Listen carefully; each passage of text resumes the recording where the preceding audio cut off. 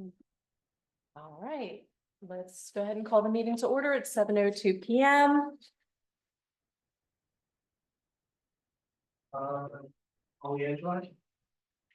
Here. I mean, Let's call to be on. Here.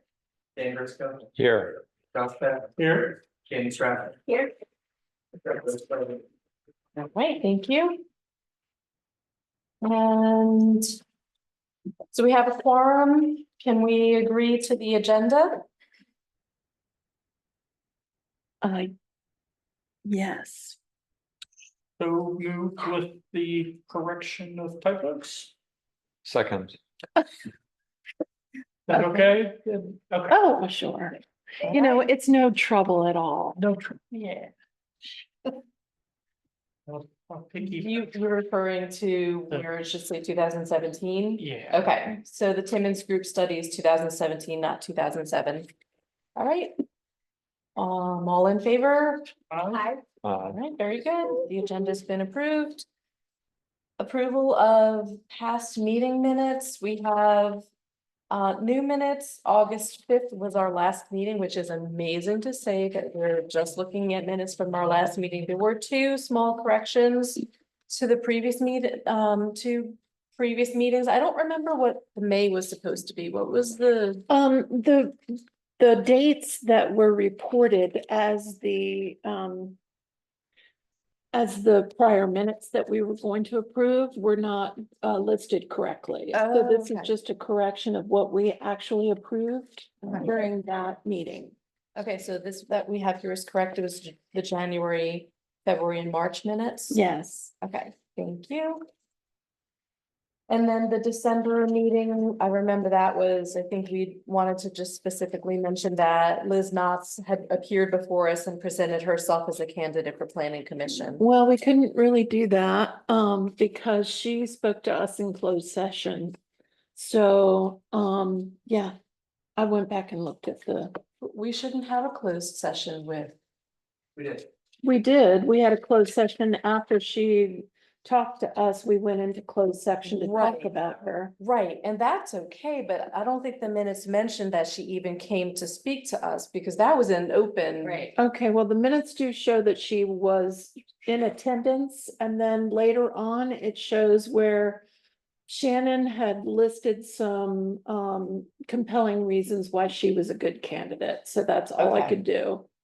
Okay, I was just hoping for some language that she was presenting herself as a candidate for the vacancy. Because She was the in the only closed person- meeting, so there was nothing I could do about that. But she presented herself before the before it became a closed meeting.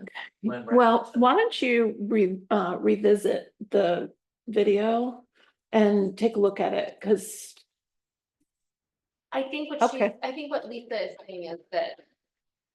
When Josh came, I think she wanted the same language. I know as she when did, but Josh I can't came. make it up. But No, wait, I'm but sorry. just to say she's here to present herself as a candidate for Yeah. the planning commission. And then not mention anything discussed in closed session, but just to say she's here Okay. tonight as a candidate. Well, I thought that's okay. But didn't she did not speak to us in open session, in public session? No, we rushed into closed session. Well, I think Josh be trying to be answering this. Yeah, oh, okay, all right, yeah, then, thank you. I thought you just wanted the language to mirror what it said for Josh, that he was here to present himself as a candidate. Yeah. And then we went into closed session. Yes, Well, I worked with how it was in the actual meeting and then made sure there was information about why he was a good candidate and that he was present at the meeting. Okay. If you need me Yes, to that's adjust excellent. that again, I can do it. Is that what you need me to do, Lisa? well, I think that it's helpful that, all right, hold on, let me read exactly what Shannon said. 'Cause I read that and that sounded great, but I didn't recall, thank you for clarifying, I did not recall that Liz was present for our closed session, because that's not appropriate, we shouldn't have done that. It was a little chaotic. Oh, wait, Um, Liz was here for the closed session? Yeah, that's what she's saying. she was here in the meeting and then we started doing the motions to close the session and the video cut off. Okay, but she didn't stay for that, the closed No, session. she did not. She just jumped in to do a Okay. really She quick didn't stay. for the- introduction. Okay, But I know that it happened, but it happened during closed session, so I can't really say that that's part of the meeting minutes, but I Put it did. this way, I think it's a fairly reasonable record of our meeting, Mhm. in that I did a first draft on it, and then Molly went back and looked at the video also. And I feel like if we correspond, we're hitting the high points and the most important points, which is certifying the closed session and also making a motion that is clear who planning commission recommended. I would, yeah. okay, cool. Okay, where I made mention that she was in the session was in the minutes for August 5th, stating that she was in attendance for the December 2023 meeting. I'm glad to do it again. I think I've done December 5th, 4th, whatever, like 5 times. That's fine. Thank you. Thank you for your efforts, much appreciated. It's, While we're on that subject, I've never been the best candidate to do minutes. I'm just not the best person to do it. Plus, I go really far into it and watching the video and all that kind of stuff. I take a lot of time with it and that's great, but I'm wondering if you all want to try it. You know, do a month of minutes. The good thing is that I have a question. yeah, Did we decide that Melody is no longer doing the minutes? I thought you were doing the catch up and then she was going to continue doing Okay. the current. I thought that's what we had decided. I know, there's a whole lot with that. Okay. Right now, but I'll continue doing it. Let's not go into all of it. I mean, we could put it back onto staff, help it was always appreciated, that's the request I had, especially when we were first catching up. Right. And I wanna point out, like, Molly's done amazing, like, she Yeah. put out a template. The reason we're caught up is because Molly helped us out. Absolutely. I just thought we had decided that Melody would continue doing the current meeting. She minutes. will, she Okay. will. It's just not gonna happen right now. And so I thought I'd spread the wealth because I got such a good perspective from all of that, but maybe this is Right. just, you know, springing it on you. So maybe mean, next time. I can do minutes for a month. If you I mean, want. I think Molly has an excellent point. It's challenging to do it, especially as she's pointed out, to listen to the audio, because we're, you know, it's been made mention that we have a YouTube video and hey, you could just watch that. It's not that easy to recreate it after the fact, and taking minutes means paying attention to the meeting, writing things down, and then being aware you're losing information when you're actually taking notes. Yeah, and I found that too. I had gaps in my written notes and I did see where you had mentioned that as well. I'm not trying to, No. this is just on the heels of trying to do some of these over Yeah. again and adjusting them and. I think what you It's- did was wonderful. It's a yes. wonderful gift to the commission. It Oh. was a gift To to the the town. town. You don't have to thank me. I just am feeling like, God, Yes. don't make me. I know that I'm not working right now, but I'm starting to take on more than I thought I was going to. And that's great, but I mean, I think it's a great exercise. Would you like to take minutes for this meeting? so I created this. I don't know if you want to use this or Can I not. have it? You may have it. For this meeting? Yes, you may. And then remember, we've already had a vote and the meeting commencement, so you already kind of missed some things. Sure did. Well, it is laid out with the agenda to allow you to catch up with what's going on and make sure that you are capturing the things that need to be captured, because then you'll have the, you know, agreement to the agenda. You'll have a place to put the motion and the second and all that kind of stuff. So Okay. it's just something that I put together that I thought helped make sure that you got all the required Bits and elements. pieces. Right, Yeah. thanks. Awesome, thank you. Thank you all. Relevant action by town council? Did we vote on the minutes? We did. No, wait a minute. Did we? Did we go through the minutes? We seconded it, but we didn't vote on it. So, Oh, really? Waiting first. I don't know that we had. I don't think we did. Yeah, we motioned on the agenda, but I don't think we motioned on the. Oh, on the minutes? Yeah, I move that we accept the minutes. second. okay, all in favor? Aye. Oh, wait, Thank you. do we want to do with an amendment to the December 4th minutes? No. No, we're fine. Come on, We need the Vote third, me. we need the third paragraph you sentence know. to the last word changed that that's really important. We do that. okay, the last word, okay. This, what I was thinking of doing is mentioning a couple quick things. Just there was, I will just say there's interesting news. I thought it's interesting. If you all have a question, I'll mention a couple things. Is that all right? Are So, you doing the report? yes, I'm doing a report from the town council. It's a little bit more so for example, in the police report, there's some significant things that happened that our police officers did that was a bit unusual Which last month. police report was this? This is in the town council meeting.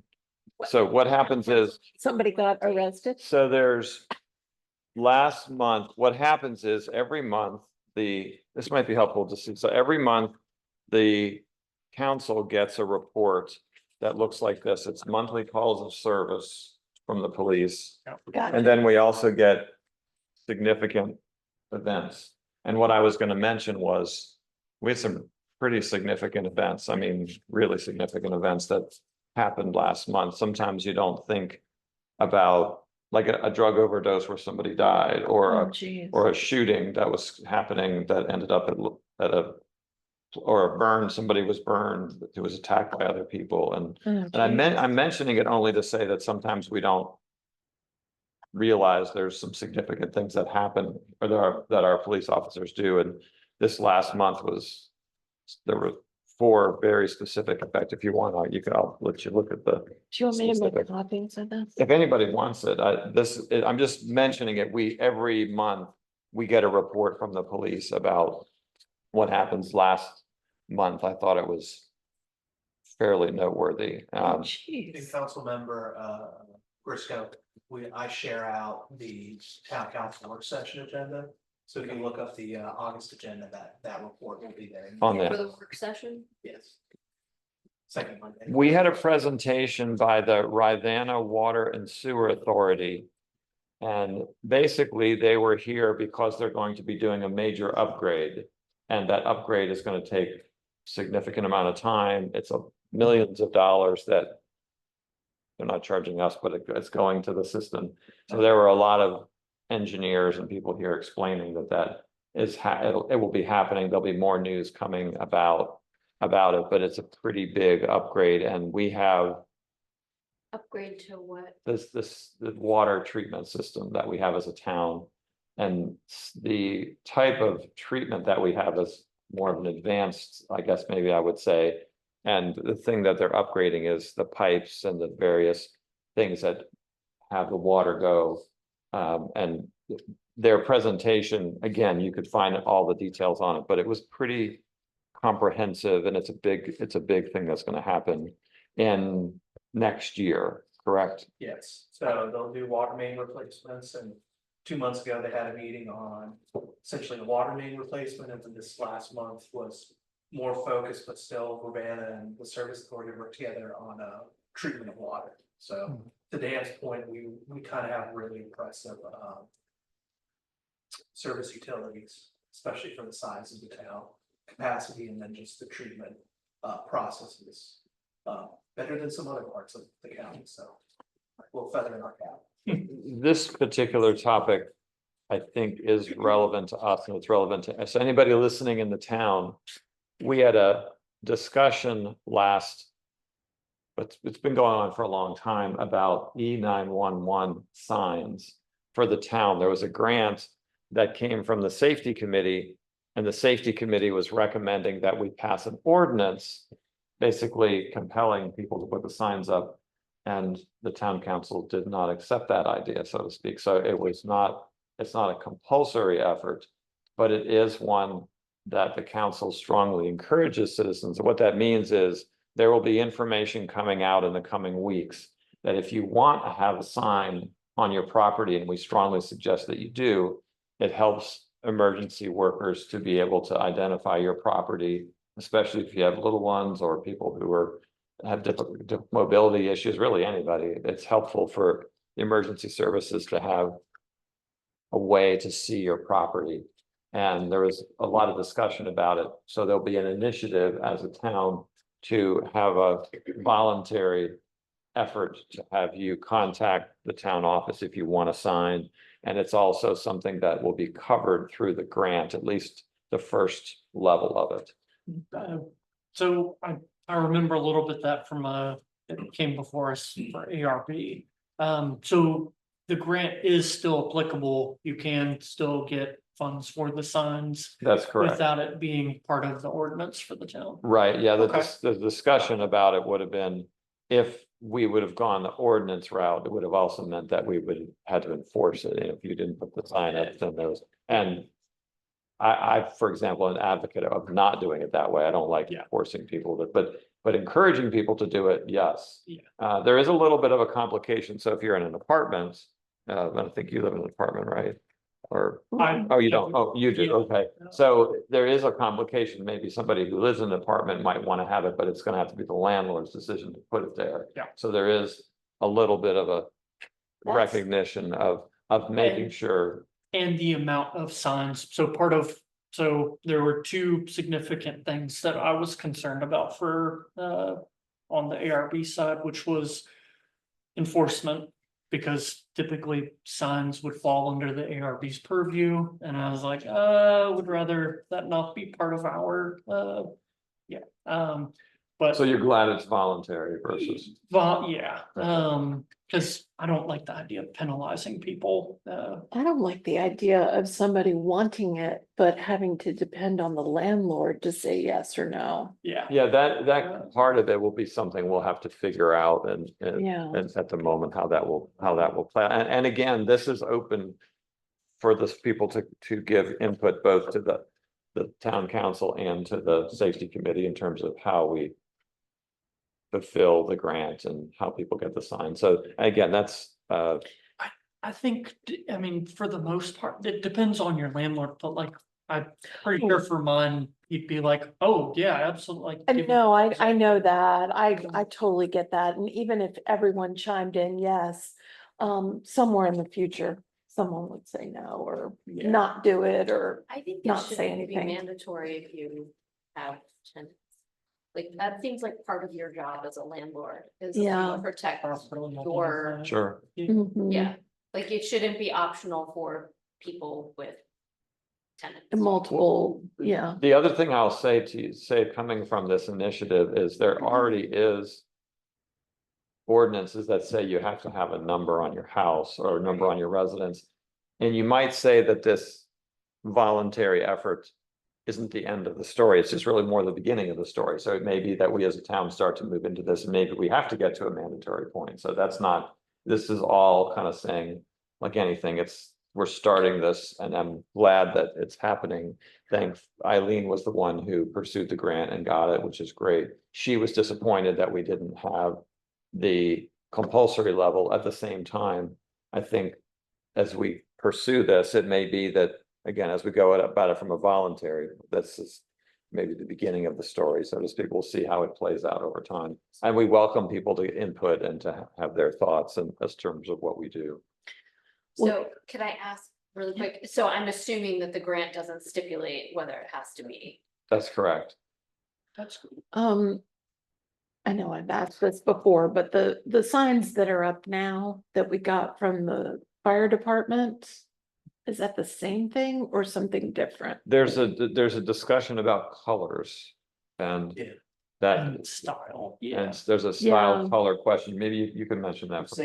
I can forward those over to you guys. So there is Yeah, a little 'cause- bit of, there's an issue on that side. Yeah, cause I have, there are 3 people that live on Confederate Street.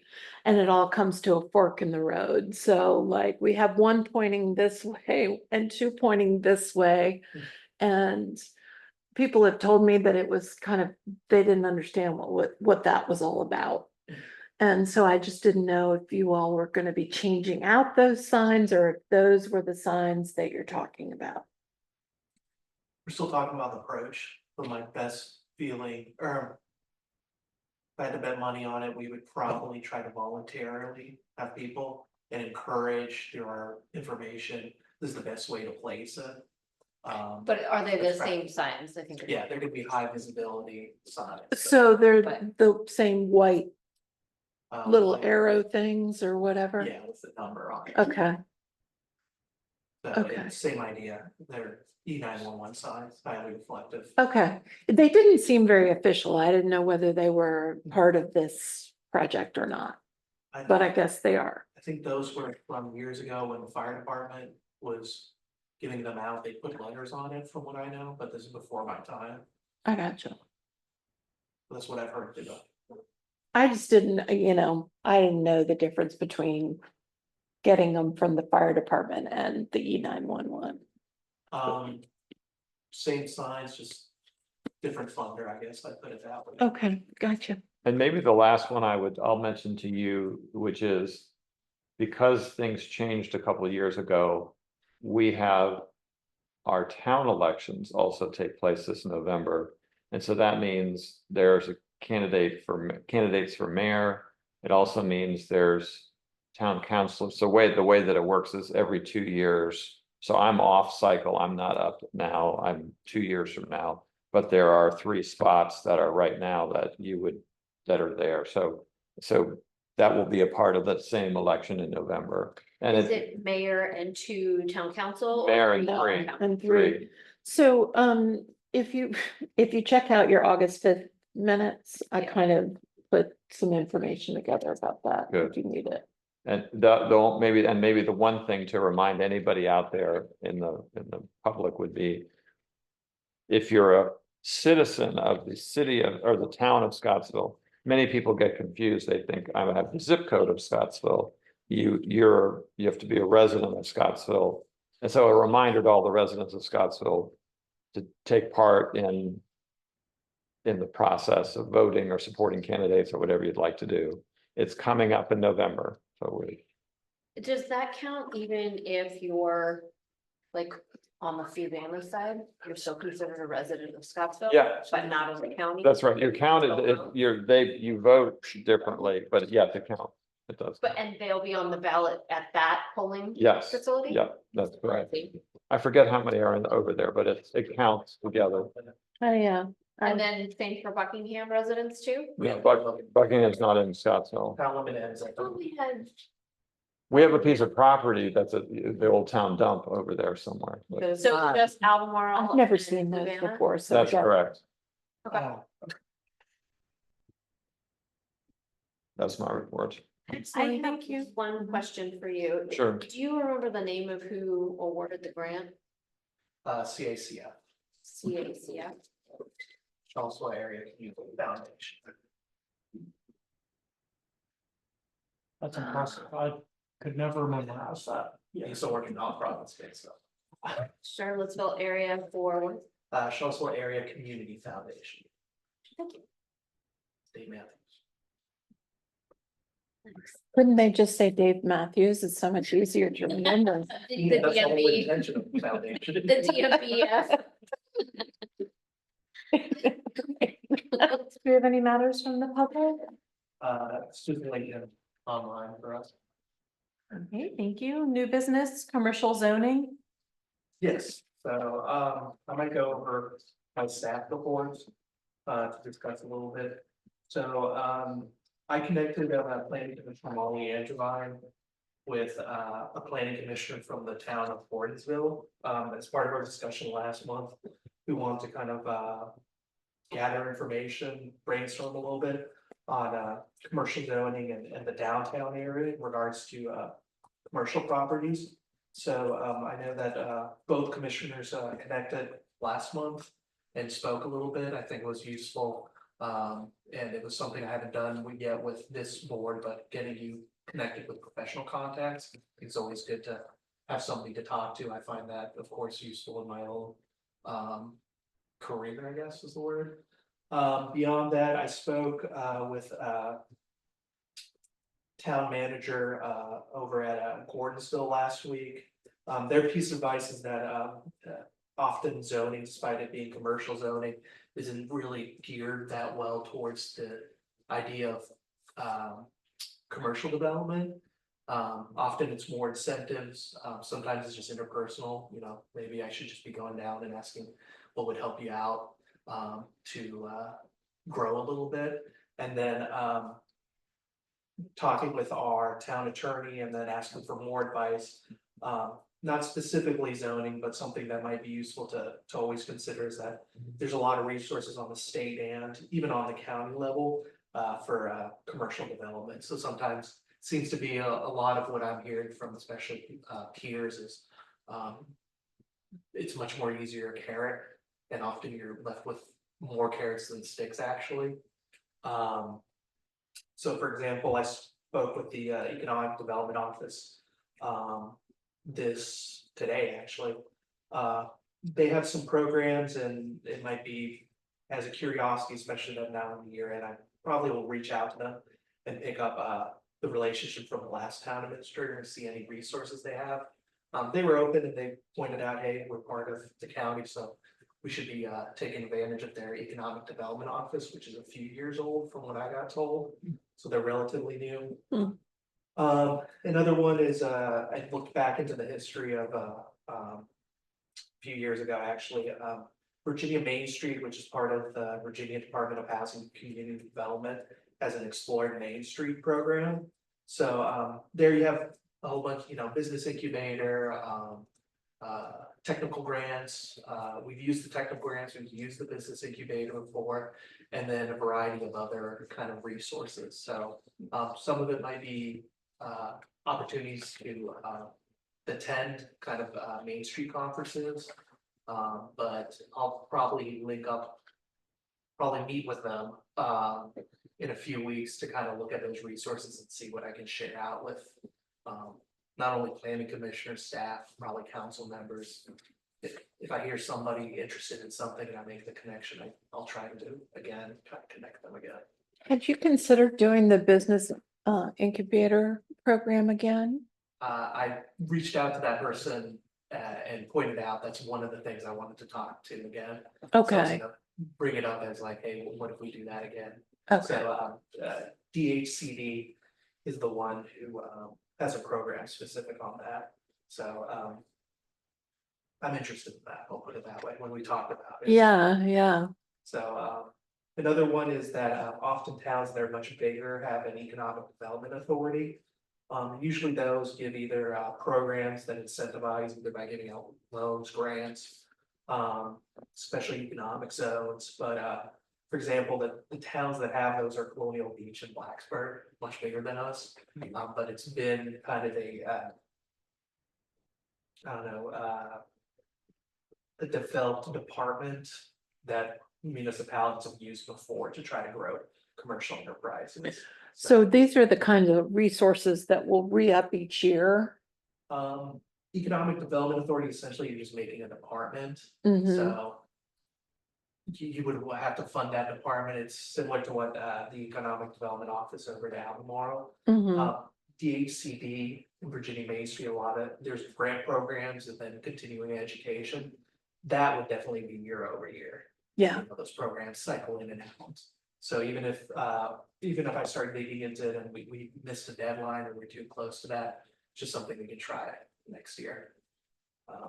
gotcha. I think that's what I saw most. I've gotten a lot of recommendations and sometimes commercial zoning is more about limiting some items rather than encouraging it, which is, I think we've seen it as a board. And also I've experienced it before, you know, and using examples that you can't do it without an SUP or it is a permitted use. And usually commercial is the most open use, or not the most open, but usually has the most permitted uses in commercial, naturally. But yeah, that's a little bit of research I did recently in regards to commercial zoning, and it kind of pivoted away towards economic development. We've seen that conversations with peers and colleagues. And then I think you had an interesting conversation with the planning commission, you said. I did. He was really great. It was the chair of the planning commission in Gordonsville. And one of the biggest things I wanted to talk to him about was, how'd you do it? Gordonsville was kind of nowheresville, 25 years ago. And now is pretty thriving and it's kind of kick-ass. It looks great. I have to say. So, anyway, their situation was so different than ours. They started with nothing, but that allowed them to have a benefactor who bought the whole town. You know what I mean? Like all the buildings of the Dave Matthews. town. That would be really inappropriate for me to say who that was. No, it wasn't, it was not Dave Matthews. So anyway, and so a lot of their growth was kind of all done under one umbrella instead of having to coordinate so many different feelings and, wishes and dreams and failures and whatever else. So, it was really interesting conversation and just talking about, how they had festivals and things like that. They have a bigger staff. They do. They have quite a few people who work with them in the office. And I think that is a huge goal, because when you're talking about, researching and staying on top of it, like if we had an events committee that was not a committee, but was, equal to that task, there's so much we could do. With a staff member taking care of those kinds of details, or even just exploring new things to do. I think that, yes, we could probably get volunteers who would take on that sort of thing, but it needs to be a unified and, concentrated effort, I think. So, Well, and the problem with the volunteers has been in the past too, that like, we have these awesome things that go on, and then when that volunteer leaves, it falls right, apart. it does fall Like, apart. nobody Mhm. steps up to replace anybody. I agree with you, and So- I really wish I knew the answer to that, and Yeah. we'll just continue. But I think a stable force in the center of that is really what we're looking for. And I'm gonna be starting to do some online learning for the grants. I haven't started that yet, but as soon as I do, I'd really like to start thinking outside the box, because we have to do something to have some resources for us to move forward. And I think we took a blow during COVID, and it's time to maybe look at that and move forward. So maybe we can be a driving force, or, some of us can move that forward. I was not equal to that task before having a lot taken off my plate. So it's understandable that everybody's not thinking that way, but I'm starting to. So, What's the Gordonsville population size difference? I mean, I don't think we can compare with. right. And plus it's interesting too. I don't know the answer to your question, but I do know that things like we talked about, their revenue. And obviously, they provide water to their town from the county buying the water from the authority. So it's like the authority to the town, the authority to the county, to the town, and each one brings it up a notch. And so they're able to make some money off of that. They have 15. About that at the Albemarle County Service Authority meeting, right? How that's a way, yeah, someone was just talking about that recently, how that's a way to generate revenue for the town. Well, and I was really interested in all of that because we give our money to the county. Yeah. All of I wanted to know, my big question was, how does, that offset the water commission and what they do? Are we getting the good end of the deal? you know, I know there are a lot of things. There's the police force that backs us up. There's the, you know, whatever else, some of the, you know, like the street sweeper, you know, lots of little details that add up. I just wanted to kind of get some idea of how much it costs them to do that. But now that we're talking about these updates, that's something to think about. But I just wanted to look at that in a little bit more of a drilled down look at how much of our property taxes are going towards the water or the miscellaneous, or maybe is in surplus or in deficit. I just don't know. So, Gordonsville's 3 times our size. Yeah. yeah, so the population was about 1,500, according to Google. Do they mention any sort of zoning things that we could look at? Cause I know you said that there was one kind of developer person, so they didn't have as much. Maybe It was- compromise to yeah, do, or, Yeah, I mean, they had someone who was kind of a benefactor who bought the buildings in the town.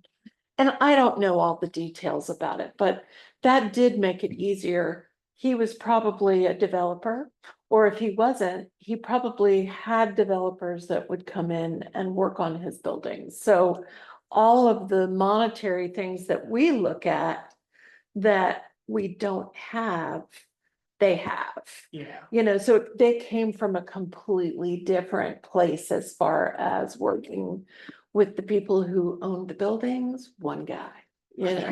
I just gotta win the lottery and force everybody to sell me their houses, and I can do everything. yeah. No. Rundown houses, No. not rundown properties, and you fix them up. No, we're gonna figure out how to incentivize people to revitalize their storefronts. And if it's not, if it's a thing, an entity that's in a storefront, they need to, you know, I think we need to put more incentive or more, you know, kind of ordinances that they have those things active. What about meeting with Chamber of Commerce and some of the business owners around town?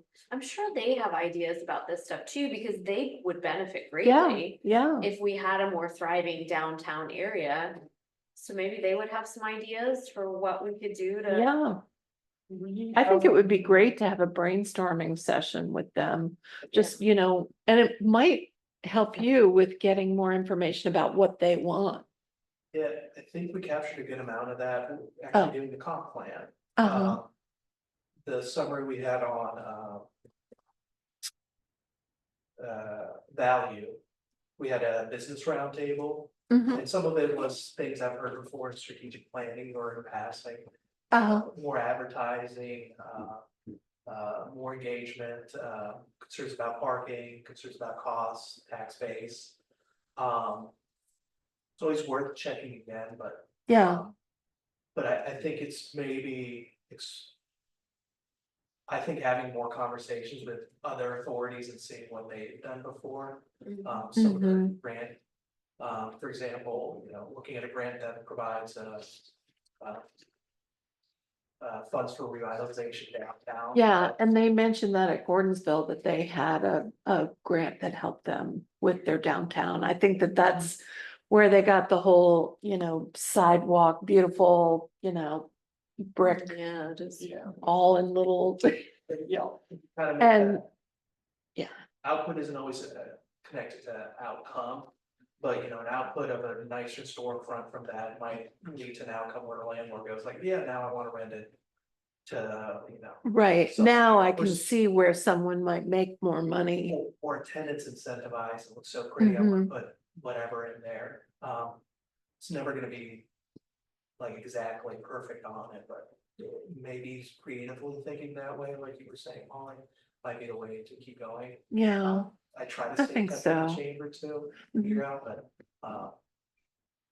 yeah, I think so, and I see the chamber seem to be very active, they wanna kind of exhibit their value, and I think was one Yeah. of the first things they said.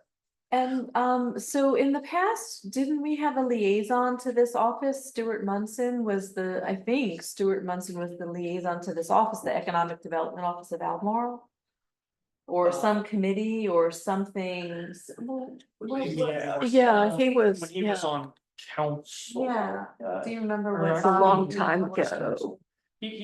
Or he was on council and he had his own economic development committee. We've had that economic development committee before, like right now, we have government services. For many years, we didn't have a government services committee. Yeah. So, but we had an economic development committee for a number of And years, we don't at the moment. You were on there with them. weren't I ran it at one point a long time ago, you? Okay. back when Grant was president. Did you say you ran away a long time ago? That was my committee, like, But yeah, he was. 13 I years know ago. He was involved with it on the county level. Yes, so could yeah. we figure Back out when how to Grant was plug into president. that again, whatever Right, that was?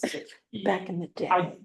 I've talked to Stuart a little bit. I don't know how interested he'd be getting I think involved. Matt was on that committee also before he left.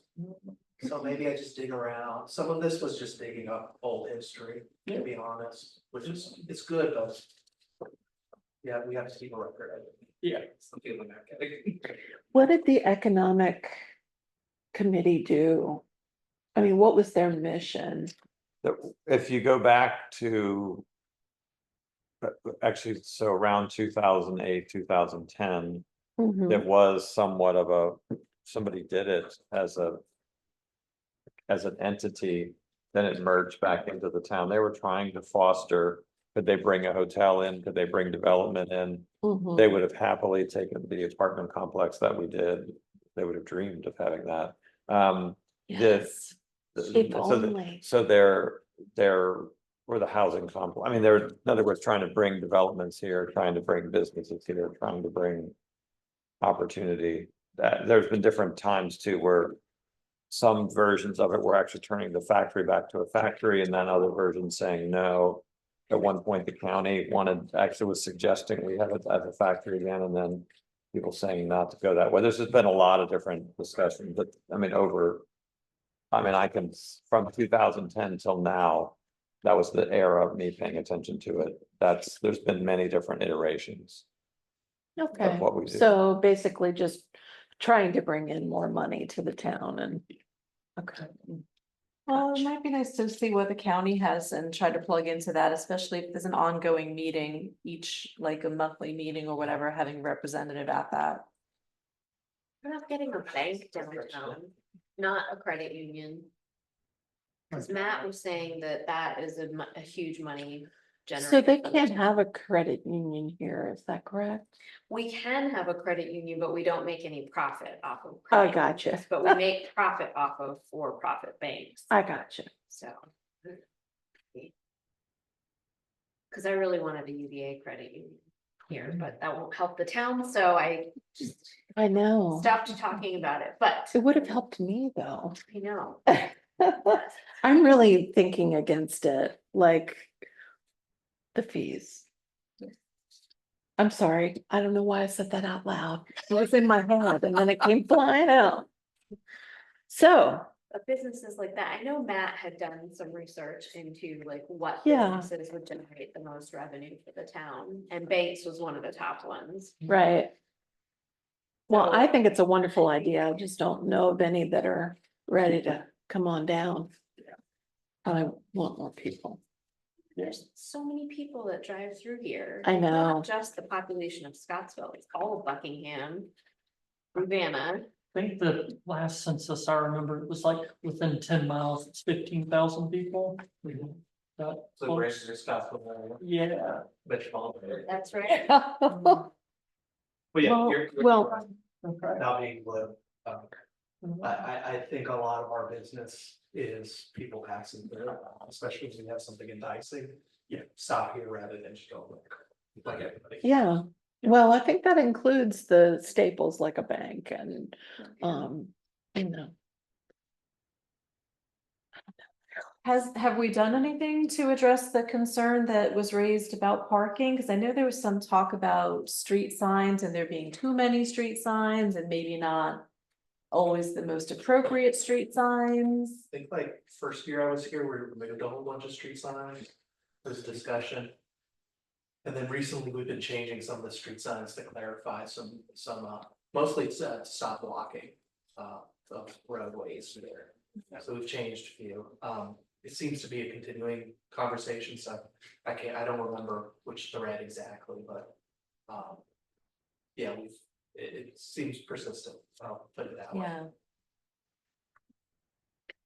Oh, one other thing I wanted to mention, Javier got me in touch with Fluvanna's planning commission as well.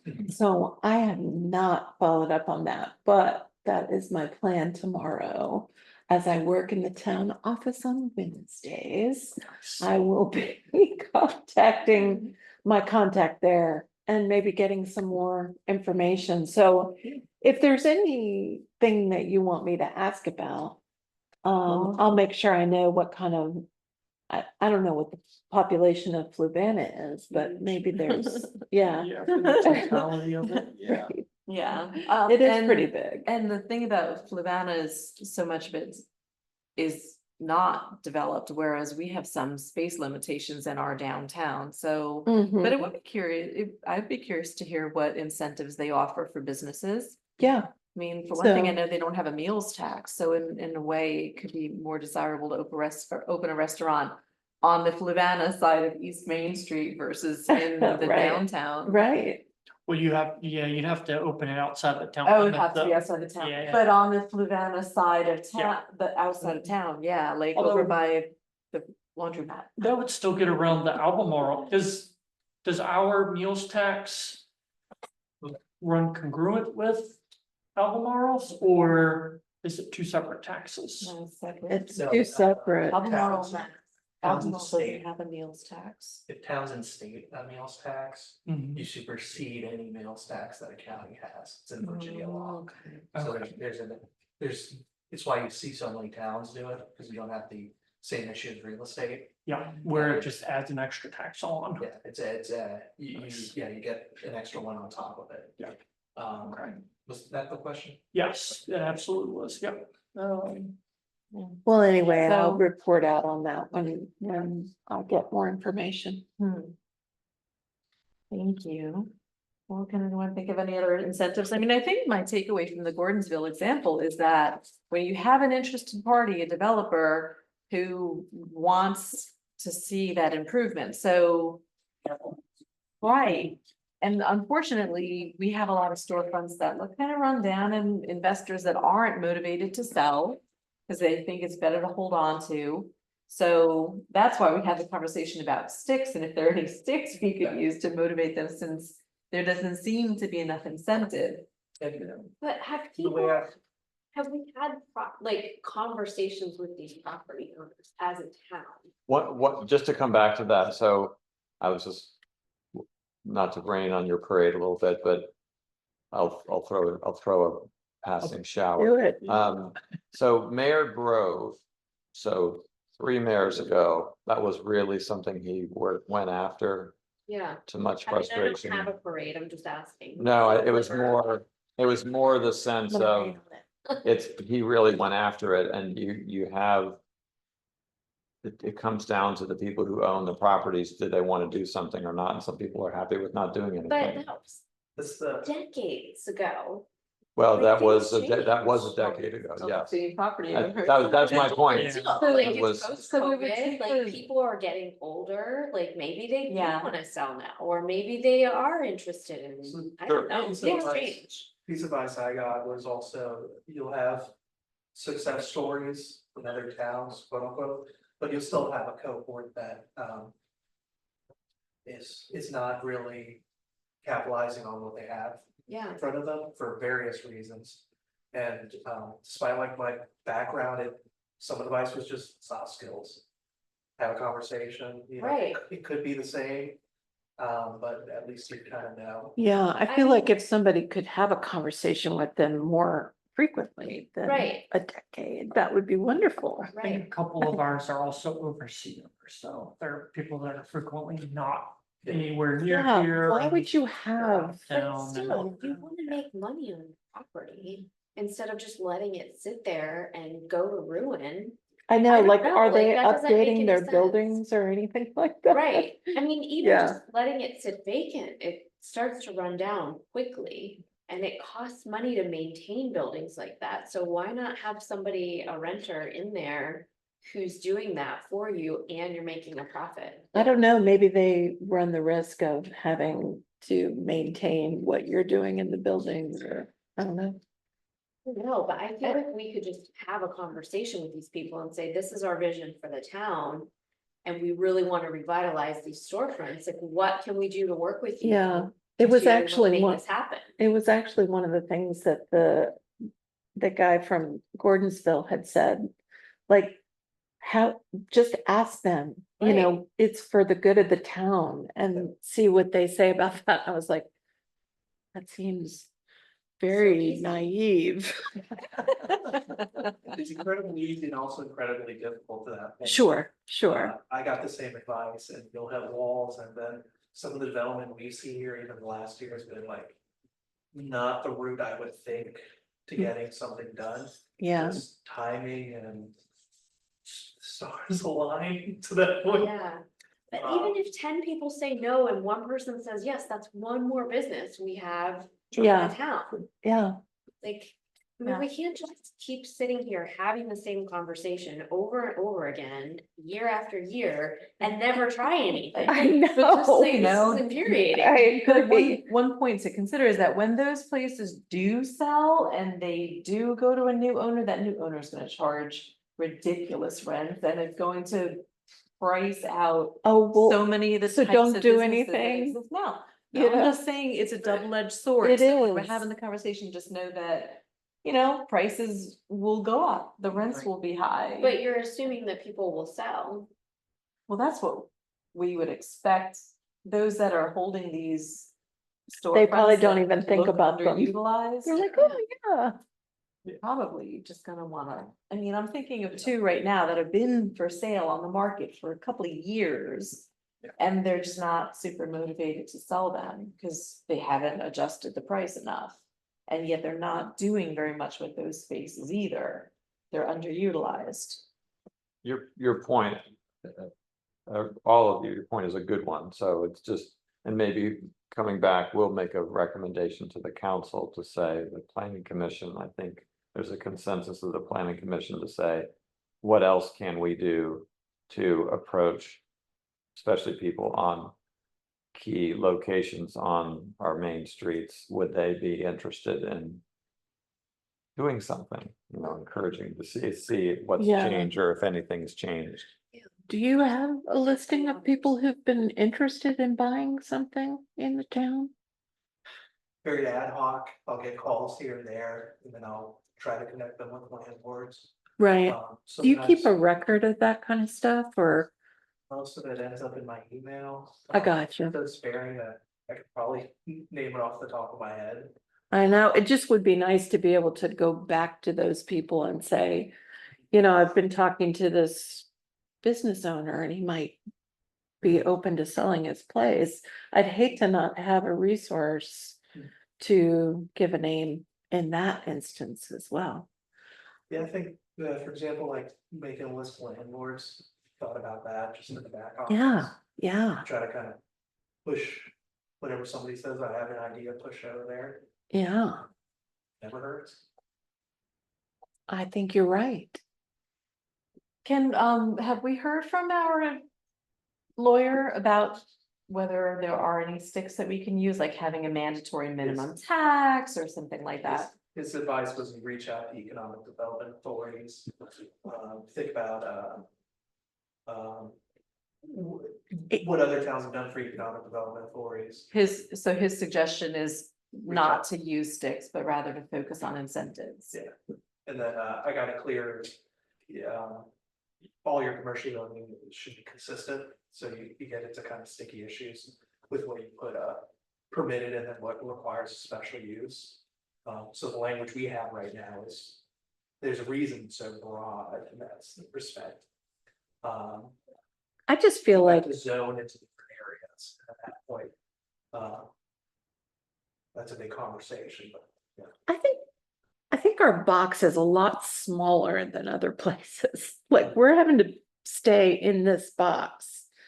But there's more to it. Do you get the feeling that maybe we're being kind of held back on this, like, don't do all this, you don't wanna get involved in that. I don't wanna point fingers, but I just kind of feel like when we're getting close to doing something that could really move us forward, that we get word that it's not a good idea. Right. So, I mean, I feel respect like- what you are saying. Yeah. I'm just wanting to break out in some way, and it just feels like every single time we get the no. Or the no mention of it ever again. Right, Yeah, yeah, I I'm just- feeling the I'm- same way. yeah, and this the whole thing of making these great ideas and then nothing ever coming of it. I take responsibility for my own ideas going out there and fizzling, but I just feel like we're not part of a team that's working on the same thing. I would really love to see. Yeah.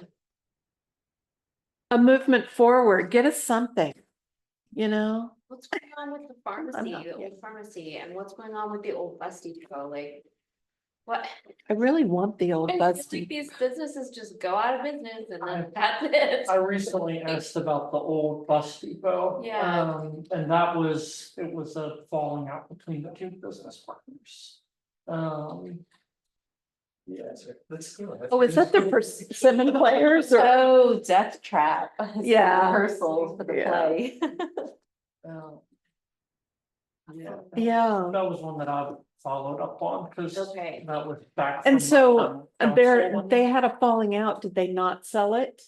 They have, from what I know, they just have not done. Anything about it? Yeah. And, you know, It'd be nice if somebody Great. was looking for some commercial space to get them hooked up with them. they originally were extremely energetic when they came to us, and, you know, Yeah. they started groundwork like that. supposed to do?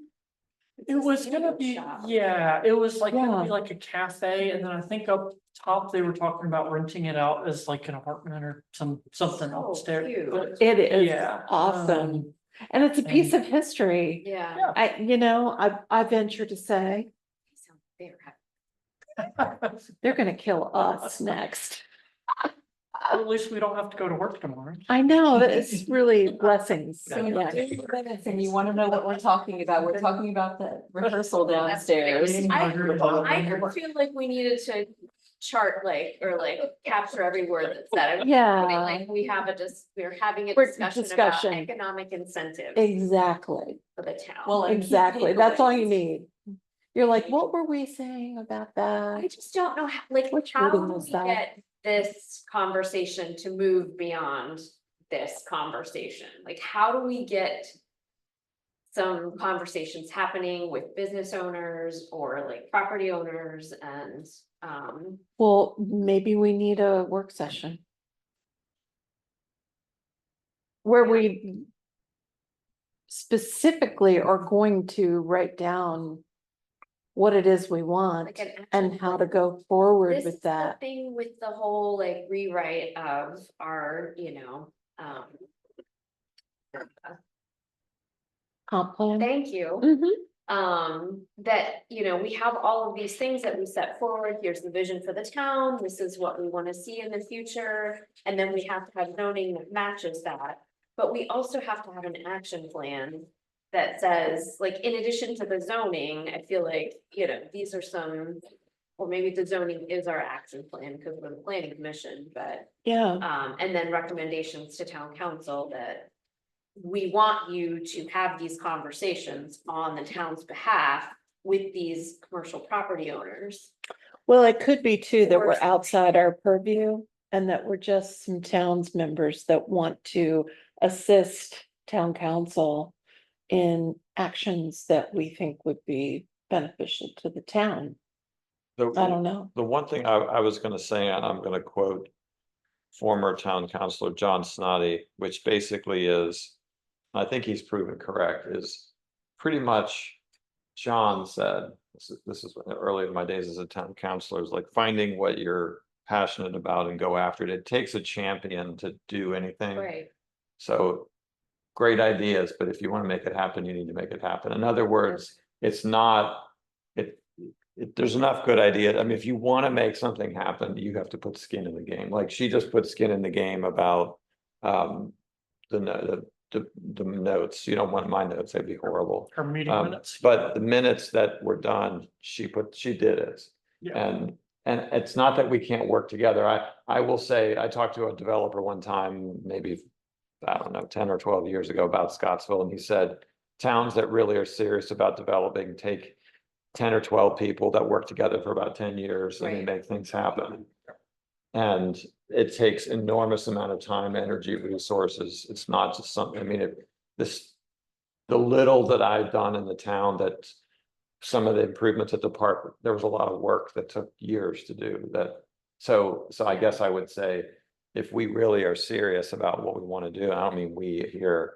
We're also split as a council. We've been through a difficult time as a town and we killed ourselves because whether we agree or disagree, we fought each other when we really could have done something. We did a couple things. So we've also scared people away who wanted to come here and help, and then we Yeah. scared them away. And Mhm. so I will just say, we're at a time where we kind of need to figure out, even as a council right now, we're not unified in what we're about. Right. We were unified, a different council long ago.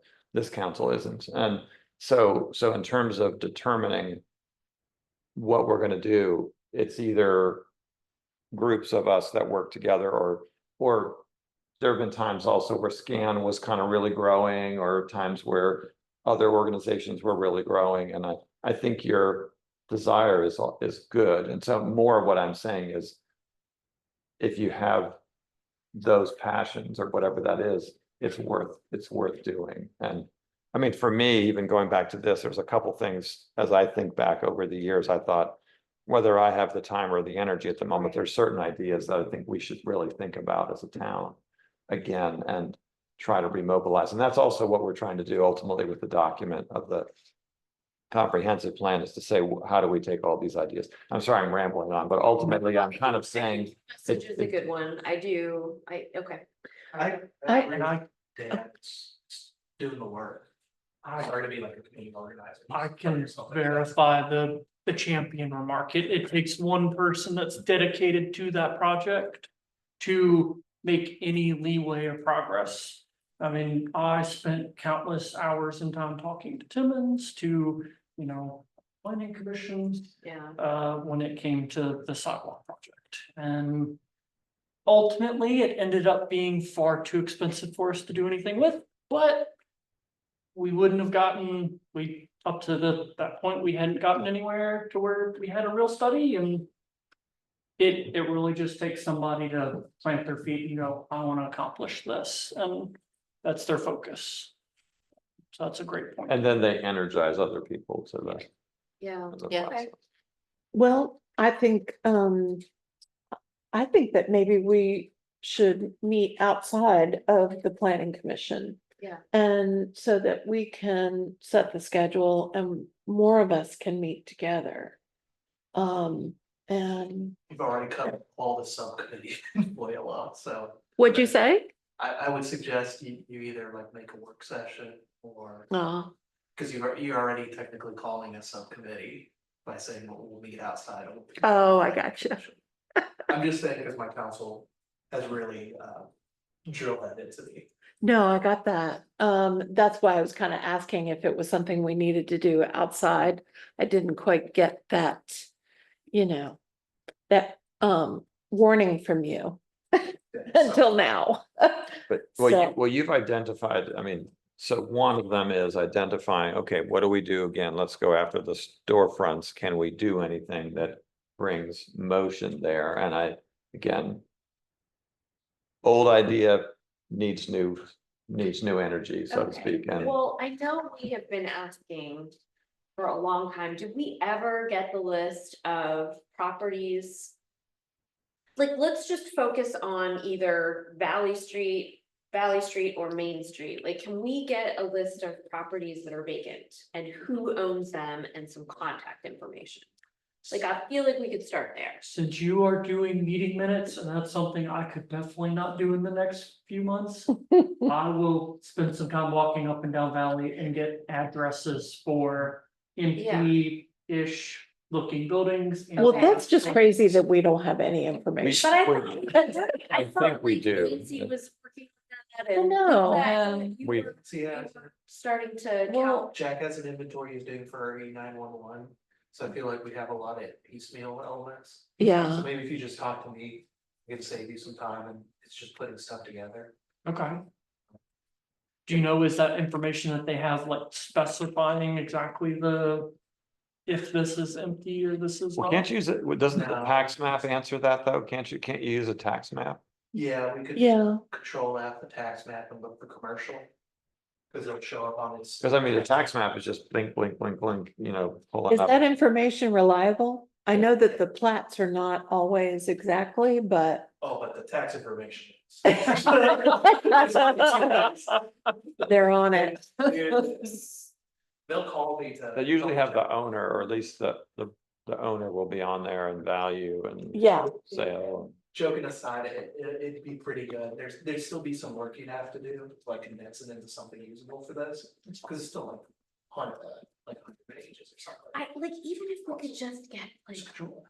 4 or 5, yeah, we don't, it didn't have to we be. can do that. I mean, we could even, the guy next door who's trying to sell it as a hotel, like, I know, there's a discount if you make it. I a see hotel. that every time I walk the dogs, I'm like, man, I I wish know. I had enough money to turn that into a hotel because.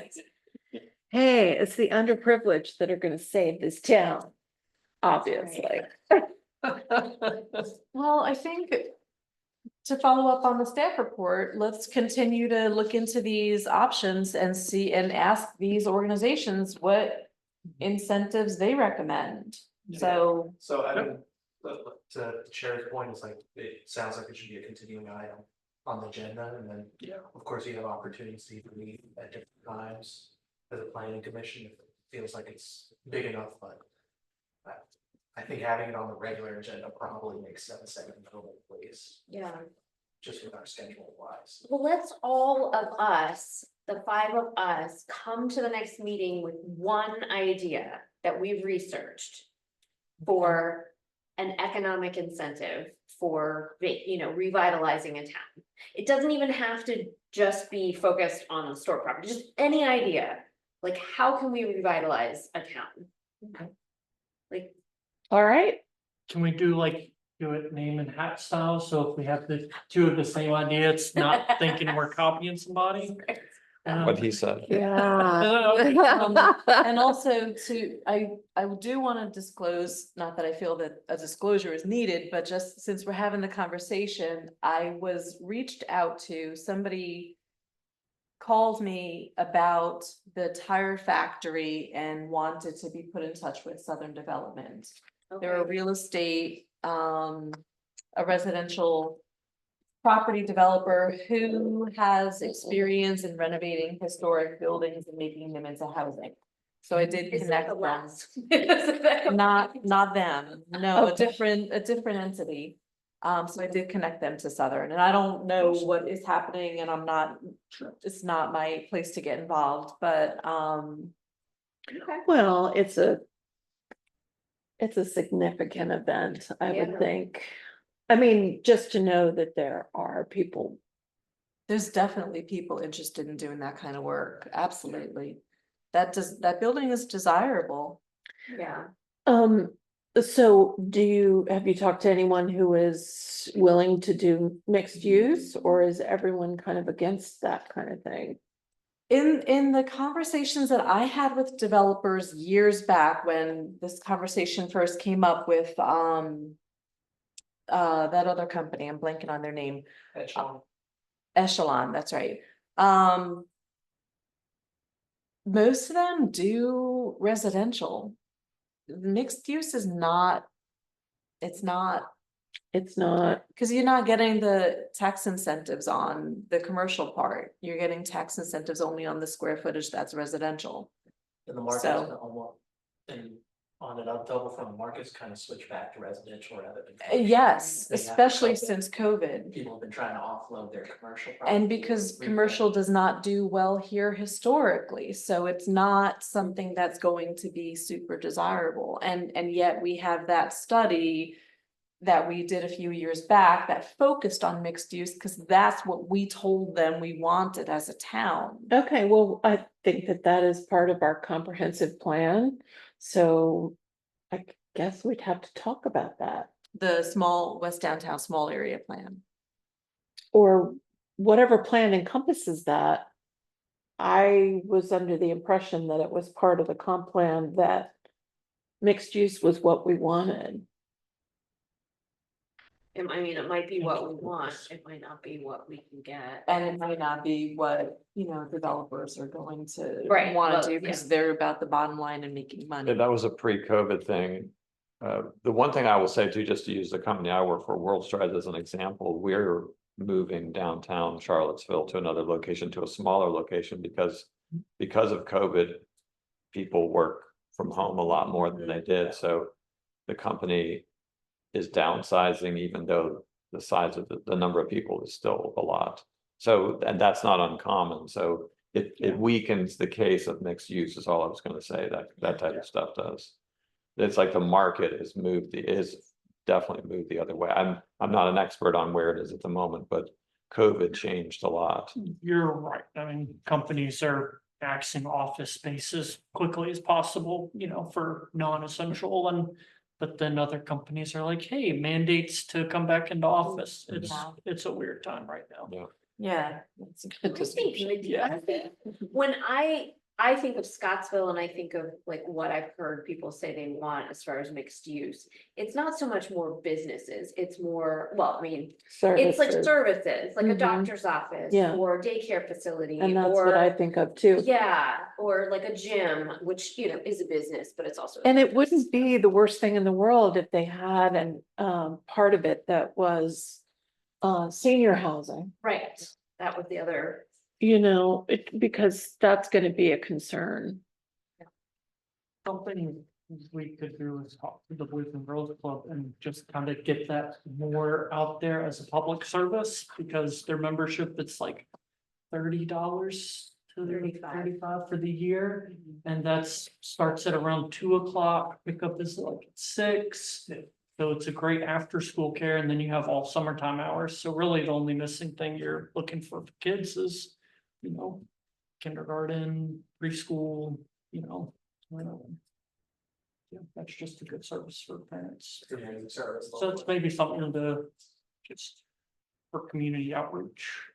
I certainly would not be opposed either to see some sort of community center for the town. That'd be great. We don't have anything that brings us together like that with events, meetings, groups, classes, all of that. And I think that the theater does its part, but I think really I would like to see all of that come together with the Boys and Girls Club and have it all be kind of one area.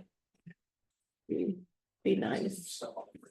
Well, and that space is operated by Albemarle County, so I think it's available for rents when the Boys and Girls Club isn't using it, so I Not think, on It's week- not I think right that- now, though. it's not.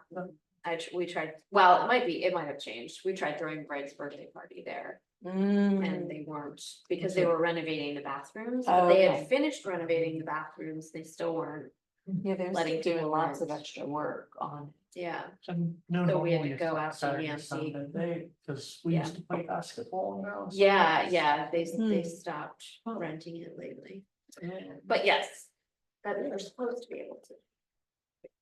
All right, so all those who feel moved to do so, come in next week with a idea, researched, Next month preferable. or next month. Oh, yeah. Next I was like, whoa, wait a second. Definitely not next week. Next month with a researched idea on how to improve commercial zoning downtown. So, and I guess broader than that, not just commercial zoning, but commercial activity. That's quite broad, hopefully not too broad. Or just like some sort of revitalizing, whether it's. Making the town, getting together with volunteers to do baskets or something, like flower baskets along the, lining the streets, like. Gordonsville and other nice towns that I've been in that just look gorgeous when you drive through them. Yeah. You know, it's funny you say that. There's a town that we go to in West Virginia a lot, Franklin, and I was noticing over the weekend their beautiful flower Yeah. gardens that they had, yeah. I mean, it really like, it makes a difference. It does, I agree. I think that we did, I think the town did a great job getting the flags for the posts and everything Yeah. like that. I would love to see that go, well, I guess it does go down Main as well. But, Yeah, those kinds of little things Yeah. can really make an impact. And if we, took it upon ourselves to put together some baskets to hang from there as well. Yeah. And- We could and- do that. And that's the thing, like, we should, I mean, ideally, we're coming in with solutions, not just, hey, we should do this, but rather, Yeah. what would it take to organize something like that? How Mhm. many people would you need to do that? What would your budget look like? Because just saying we should do it and not having a champion for it is not gonna work. yeah. All right, so in the interest of time, let's go ahead and move on. New business, item B, uptown and downtown pedestrian connections.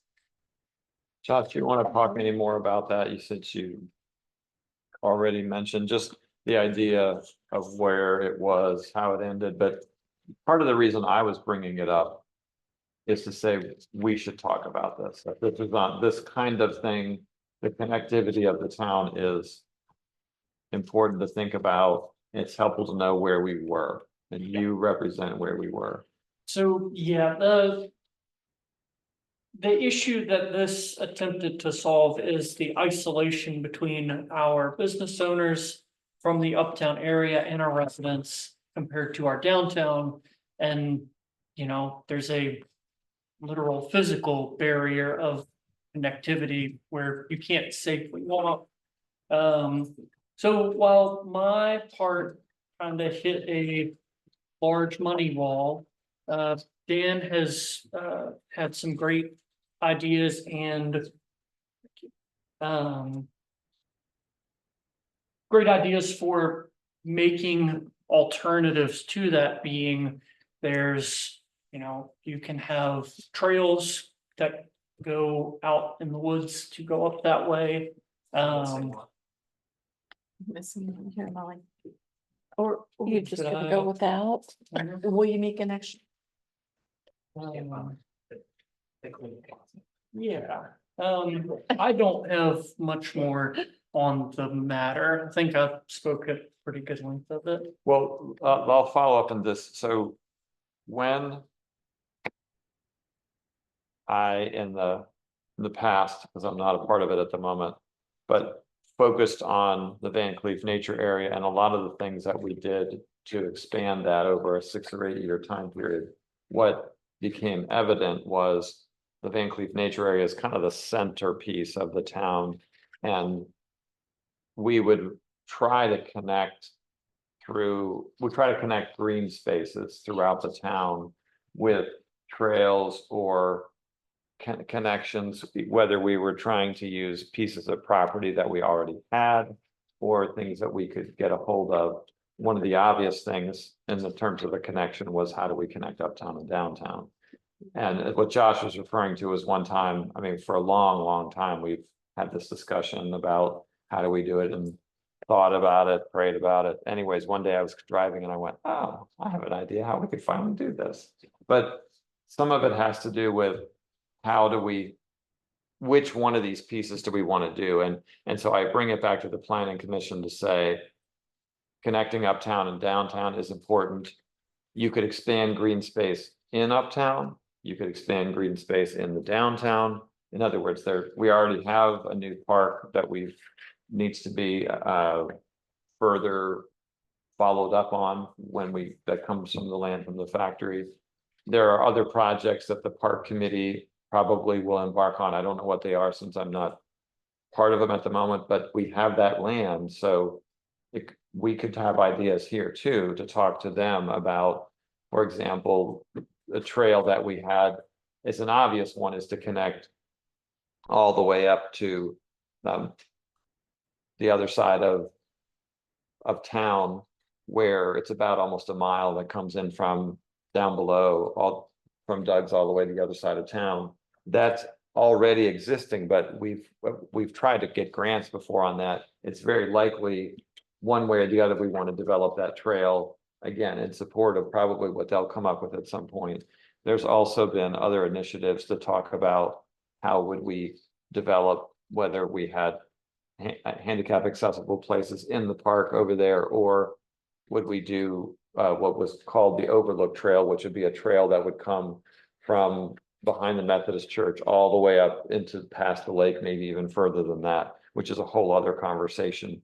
So more what I'm saying is Olmsted's idea that he created around Boston was called the Emerald Necklace.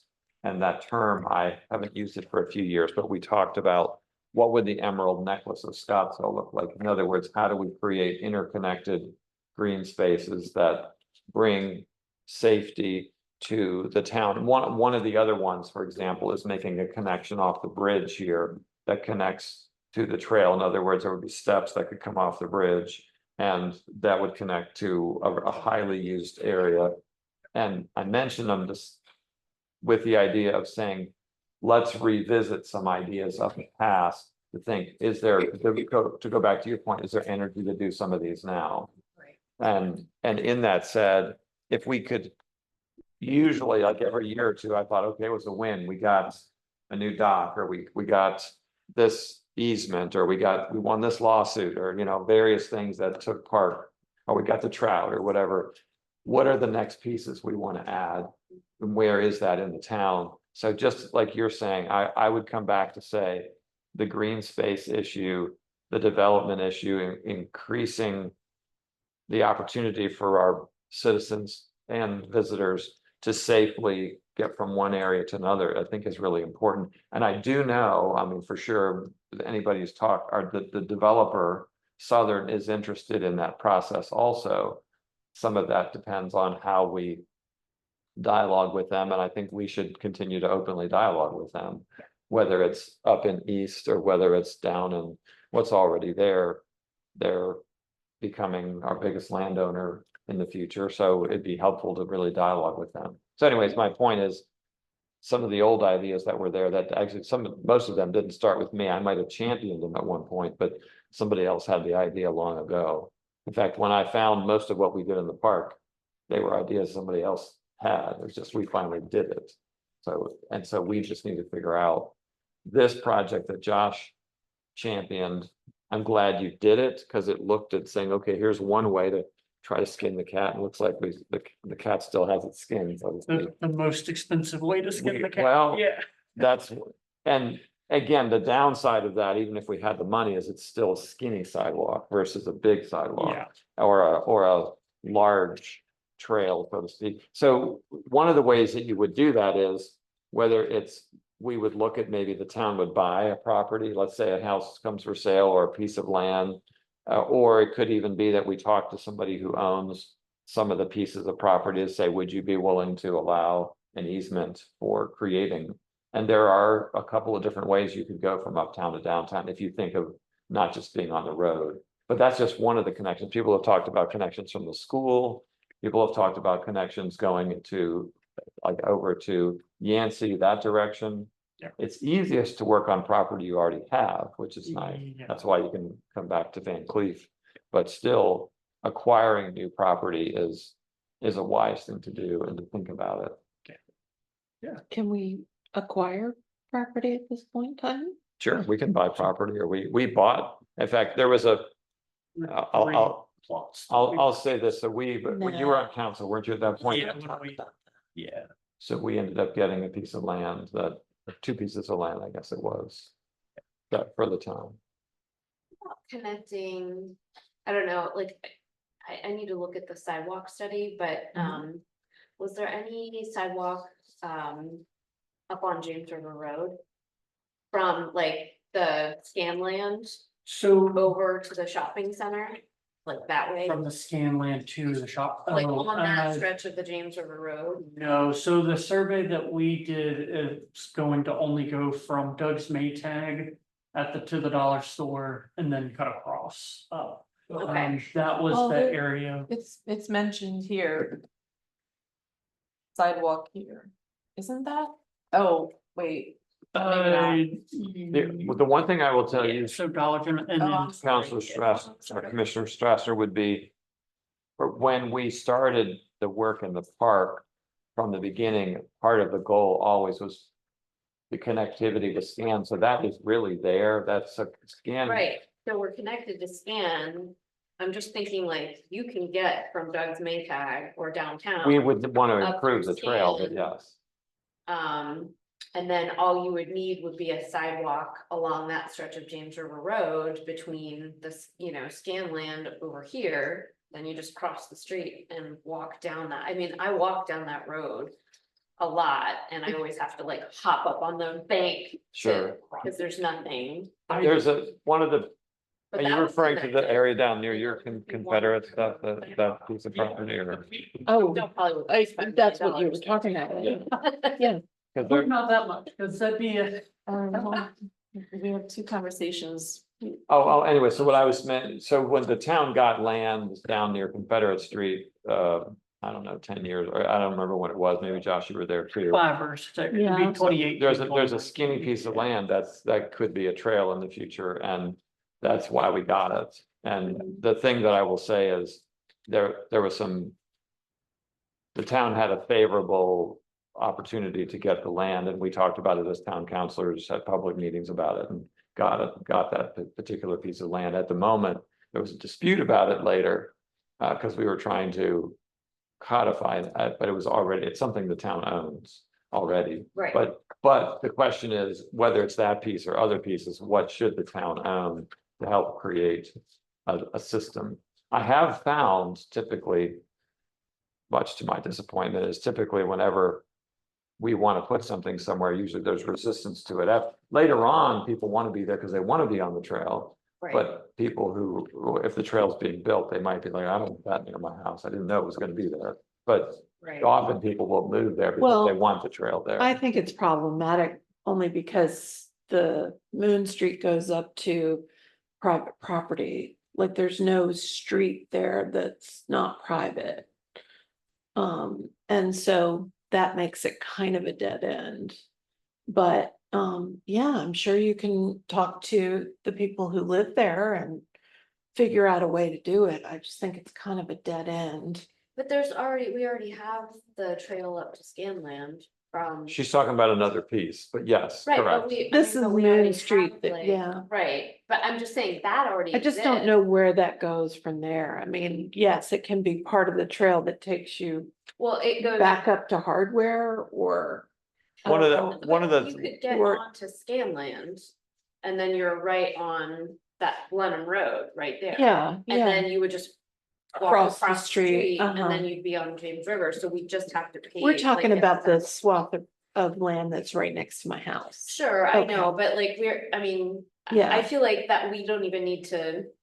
Like, we already have a path up to that property, like connecting downtown up to Scanland, Well, here's what, and that already exists. yes, And and then we to, just need to get over. to answer both of you, one of the things that this town has been rightly criticized.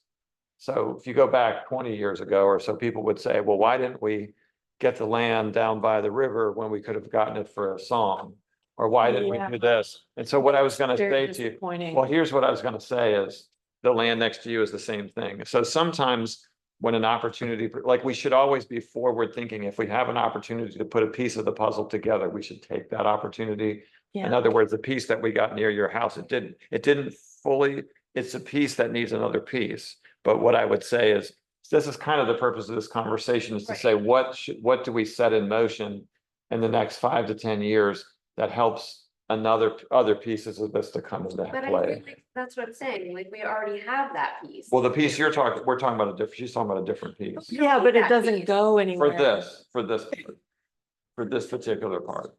Like, if we're just talking about connecting downtown to uptown, Well, like that part of the Dan's puzzle. point was there's a lot of different places that connectivity could be improved, and that's just one of them. So the Moon Street property was an idea for ways it could have been improved. Sure. Yeah. But like, I don't know, like we have that's part of the. No, puzzle that's good, and answered. that- so- And if we have multiple ways to do it, that's great, but like the part that we don't have answered is. But that part, going back to what you said, so going back to we tried. Is it twice? Once we did it, actually, I was the primary writer for a grant to try to get. There's 5 bridges or culverts you would need on that, so one of the things to do.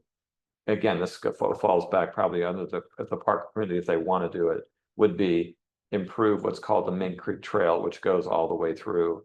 And to improve that connectivity up to Scan. It's there, it just needs help, so to speak, to improve that trail. But that's the nice part about it is the town owns the land at the moment or has the easement, which is the other part of it, the easement there that from the sewer authority, which that itself took like 4 years to get that easement.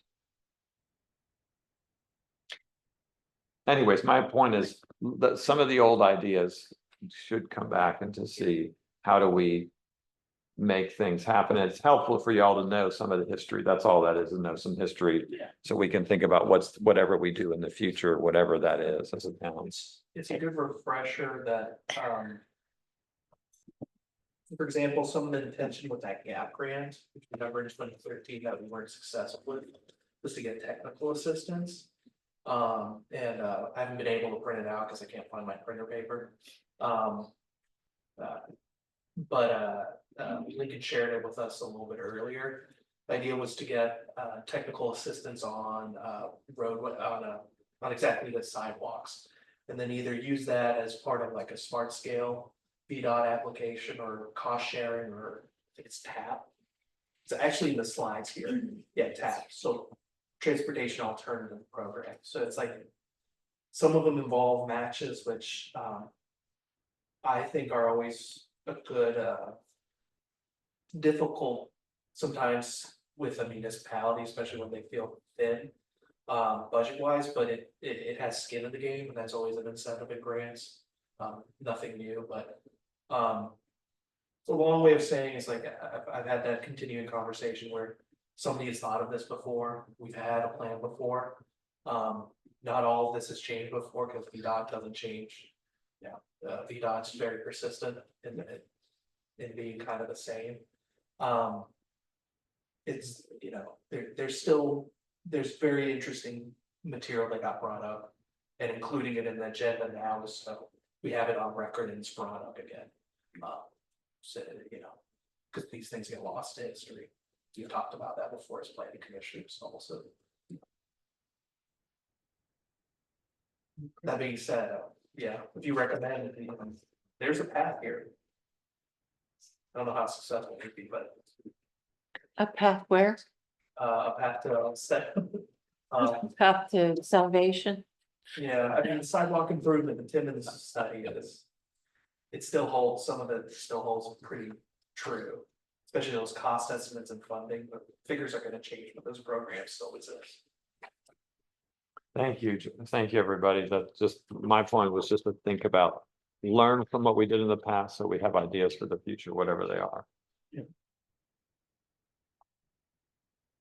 Now, in the last meeting, the commission expressed interest in doing a tour, like a physical field trip. Is our counselor okay with that? So if it's a public meeting, it can happen, right? I just wouldn't create I would not have a public meeting in a park. And then we'd be moving around for accessibility. But nobody comes to our meetings anyway. Live. It's just joking, but I would not say that in regards to ADA. What I have always, there's always an easy way to communicate with these. I know that planning commissioners have opportunities to talk to developers and be able to take a look at it. It'd be much more useful to take a look at it and maybe anybody who's able to and then share it with the council. Well, what if we had like, you know, we just had the meeting like out, like online.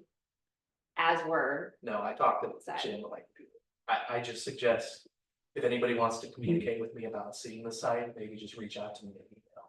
Part of it probably is insurance, so if we're out walking and someone is then joins our meeting as a walker and, gets hit or does something, then it, would Well, you could probably take Oh my any God, two so- bills. this is the hard part because we can't do this as a group, Yeah, obviously. So only two of us can go at one time. I just really wanted a free flow of information and ideas and thoughts, but, My best advice might be just to reach out to your town administrator and talk about it a little bit. Who? further. Your town administrator, Yeah. this guy, your zoning that administrator. guy. I'll switch. If you see him around. you- I know. He's hard to get in touch with. Certainly. Did it office. I just swing my chair over. You might see him tomorrow. I could. It's But I think this possibility. is helpful to have. I mean, we might have gotten it in the past, so I don't remember that, but yeah, so it's definitely helpful to have this. I really trust in this guy. This is still doable. It's just. Is there an interest? I'll put it that way. And. If there's figuring an out the interest. priority. and the money, Oh. I mean, that's. Yeah, of that's all what the I mean things, by that's- Has there been any pushback to the plan other than the fact that we don't have matching funds? I think Magic Fund's gonna be the largest one. Yeah, Yeah. I do too. Even a small project, it's, there's a big question. I mean, we've never pushed into reserves, so there might be an argument for that. But our Yeah. check space kind of matches up with that's balancing right now. Yeah. We haven't really found another alternative, but, Do we have a credit card or anything like Hmm. that? Yeah, let me just like. That was really Okay, a joke. Okay, I'm so sorry, I was funning. Well, that was. Give great. us your address, we'll send all the bills there. You know my address. At the end of Moon Moon Street. Street, yeah. Great, so do we feel like we're okay to move on? Yeah, Do we have any follow-up on this? Any follow-up items? Not now. Not for now. All right, old business, Lincoln Comprehensive Plan update. Has he been listening this whole time? Yes, I'm here. Was he awake? It was. Okay. wait. You doing some work or something. Here, let me put you on the. Big If screen. you could enable screen sharing also, that'd be great. Thanks, Javier. Alright. Lincoln, I was able to print out, I wasn't able to print out the gap study, but the other two, yes. Okay, great. Thanks. So I have some slides to share. I'm calling from Tangier, Virginia. So I moved here about 10 days ago. Oh, yay. How Once is I'm able it? to share my screen, I'll show you a picture. Is it kind of sleepy town kind of thing? There's actually quite a lot of activity. Yeah. All right. There's one grocery store and it's, difficult to bring food onto the island. So you really have to plan ahead with your cooking ingredients. How often do people leave? Do they just stay there for a month and then go into town and go to Costco? About once a month they go into town, yeah. Into Chrisfield. Or Salisbury, yeah. Very cool. Oh my God, that's beautiful. Okay, here we go. Okay, so this is a picture I took on Thursday night, I think it was. Oh, This is looking towards wow. my neighborhood, but this is also looking southward towards Norfolk, I guess, across the Chesapeake, yeah. So Very this is cool. in the interior of the island at really low tide, and that's the mayor of Tangier right there on his small skiff. Oh, I was chit-chatting with him. Okay, but moving on to Scottsville. So we had a great discussion, two of us, about 10 days ago. So I'll recap that. I'll talk about these transportation items, talk about the National Park Service grants that are potential, and a little bit more about the schedule, if that's okay. yeah. So like to thank Commissioners Angevine and Peck for a discussion we had on the 20th of August. So we went through the draft of all the community engagement summaries, So you can see the 6 events that we reviewed through. And I believe Javier kindly printed those out for you. Yes. Basically, the document's 9 pages long, and a good feedback from Angevine and Peck were that we need to summarize this briefly and then add this as appendix into the comp plan. Okay. I think other feedback that was really detailed summaries. Javier kindly summarized the business community roundtable event. Thanks, Javier, again. And I know you mentioned that earlier tonight, even some feedback from the business community about downtown incentives, so on and so forth. Besides that, I wrote the other ones, and they got longer as we went. I think because as we worked through the events, we started gathering more and more detailed information. So that's why it's 9 pages long. But one image that I propose is from focus group number 1 on walkability, and I think Lisa was the scribe for this event and took notes on this beautiful diagram. So it is a little bit difficult to kind of understand if you're just reading it in a report. So I just kind of recreated it on the right-hand side here if you think that's suitable, Lisa. Absolutely. Thank you. My handwriting is atrocious and I did not mean for that to live in posterity. Thank you. Okay. So there it is. I think it just shows the richness of that discussion on infrastructure and community connections, and this wonderful circle diagram with the sweet spot in the middle, perhaps that Lisa came up with while we were talking. And I thought about how to kind of synthesize the diagram a little bit or streamline it, but then I was like, this is exactly what was discussed, so let's just go with it. And all the different titles and text and so on and so forth, it kind of brings out the richness of the discussion, I think. Yeah, that's okay. So if Commissioners Ansvine or Peck, if you have any other suggestions that from what we discussed on the 20th, or any other comments that anyone has on the documents, just this is the time to let me know. You can always email me later. I'm happy with where we landed on our conversations. Okay, so I'll keep going, and if anything else comes up, I can always come back to this section, because I know it is getting late. Next, I'd like to talk about the transportation plan, and then the GAP grant that's kind of tied to that.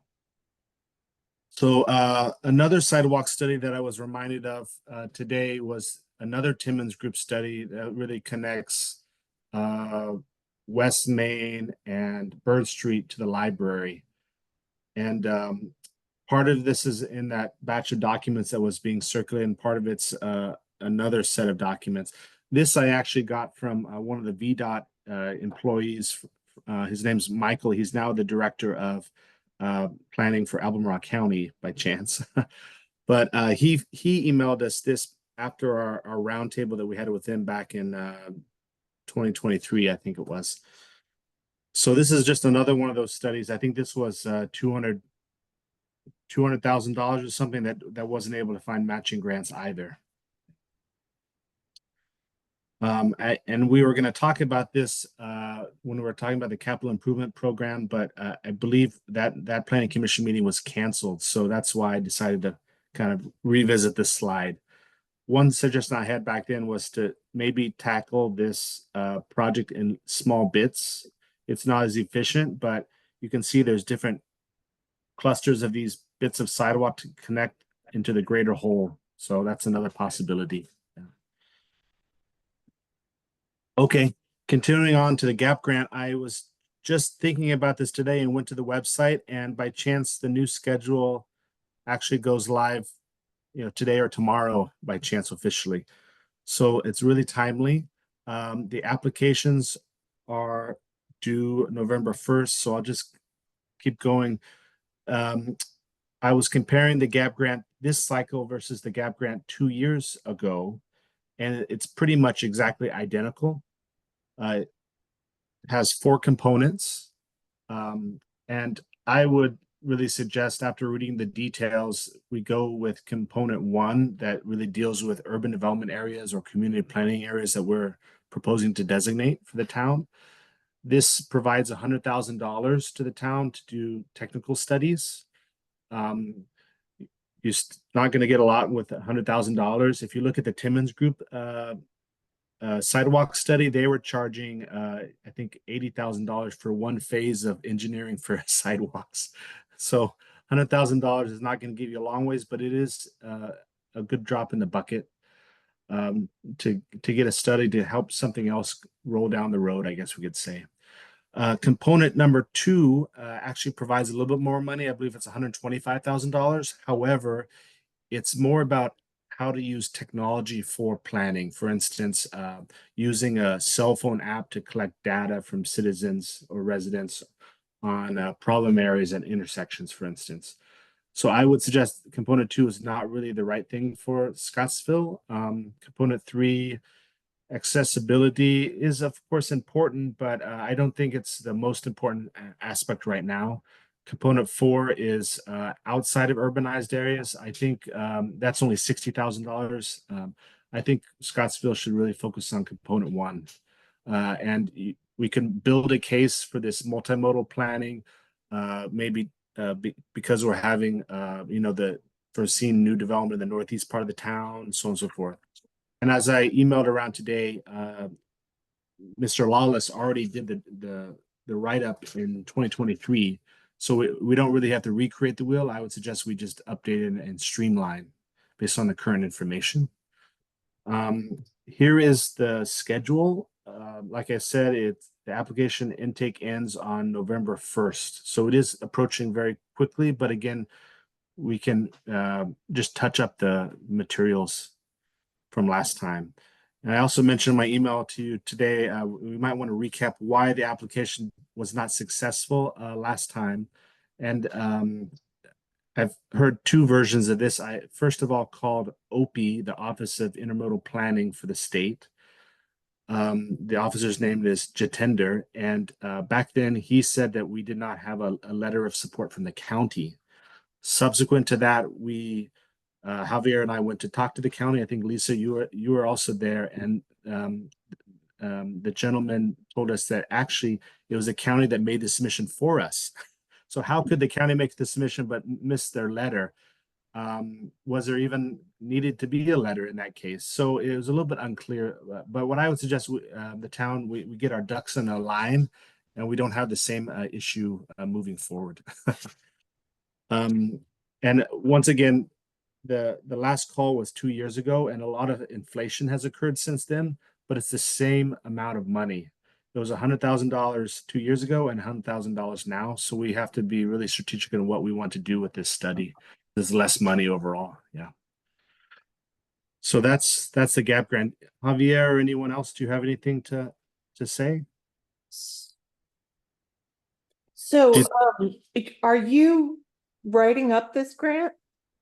Well, it's already been written up by Mr. Okay. Lawless. What Yeah, I would suggest is I could just go through and make some text edits. It's a PDF. I think Lisa, you emailed it to me maybe 6 months ago. I'll convert the PDF application into a Word document, and we can make edits. I can share around the document, and we can kick it back and forth. And then maybe we could have a brief call with the county to really better understand what their role is in this process. Do they need to submit for us, so on and so forth? And how can we get that letter of support if that's really what's needed? Yeah. okay, I just wanted to make sure that there was someone following up on that. It's not an expectation that you do that. I just wanted to make sure that someone was on it. Yeah. What I can do in a few days, I can email all of us, the planning commissioners, Javier and myself. We can create that document. I'll send it around, and then after that I'll contact the gentleman at the county planning office, if that's okay, Javier. Yeah. Yeah, I've been interested in trying to work on grants also, like Ollie. Major thing would be trying to get some direction from town council also. Just because there's a budgetary question, even if it is a grant. Yeah, I don't know where the money kind of fluctuates. Well, even if it's any, from my side as treasurer, even if it's 100% a grant coming in, I Uh, still need to follow up with town council, just Sure. for budgetary reason. yeah, But Lincoln's kind of hit a point where it's like, we have what seems to be a good grant written proposal. It Yeah. seems like it needs, we're in a good position, seems like it just needs to get written up. Lincoln, could you go back to the slide Tibbetts Group had for Bird Street? From, Yeah. Stu? If I remember going through this documentation a few times, this was kind of like a plan B after the 2017 one. You can tell from the scale diminishing and, you know, Lincoln hit it on the nail on the head. You know, there's in those conversations, we have a conversation about how much that grant that has stayed the same despite everything else shooting up in price. You know, I'd be more concerned if we were trying to do a whole sidewalk from 2017 on 100, but it's much more feasible to do small additions with 100. I still don't know what the amount is, but the county's a very good resource to get kind of perspective on it.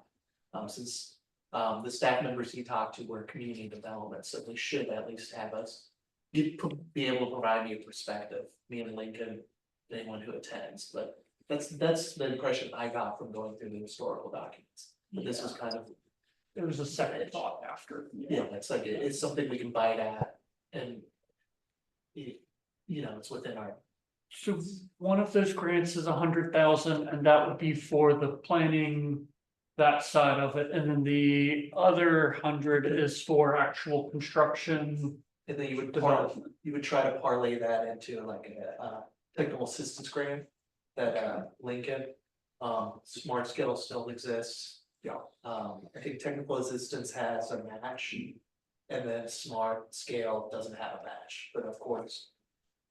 Matches are often easier than no match in regards to grant processes. But with the match, it wouldn't be eligible for the 100 that we could get. The from 100 them. would be the technical assistance, which you feel like would set you up to be able to be more competitive on those grants. Okay, So it's like the Timmons group kind of had that and Matt had an idea. It was you first do this one and then you parlay that into trying to get these other grants to set yourself up. He had a plan. Yeah. And the plan still works. We can still run the play, coach. cool, okay. So, I totally don't remember what the original grant request was for. It's not for this, because this was already done. So what was it for? It was for component 1, multimodal planning. And I'm sorry, what were we it wanting? sounds a little general. Yeah. But it was really for technical assistance to set us up for future grants. So I think Javier, you phrased it excellently. So this technical assistance really ties together several projects that we're thinking about and then provides paper plans for that, shovel-ready plans. And then we go to get better or bigger grants with those shovel-ready plans. Essentially, you do all the research on the front end, and then you go for the grants.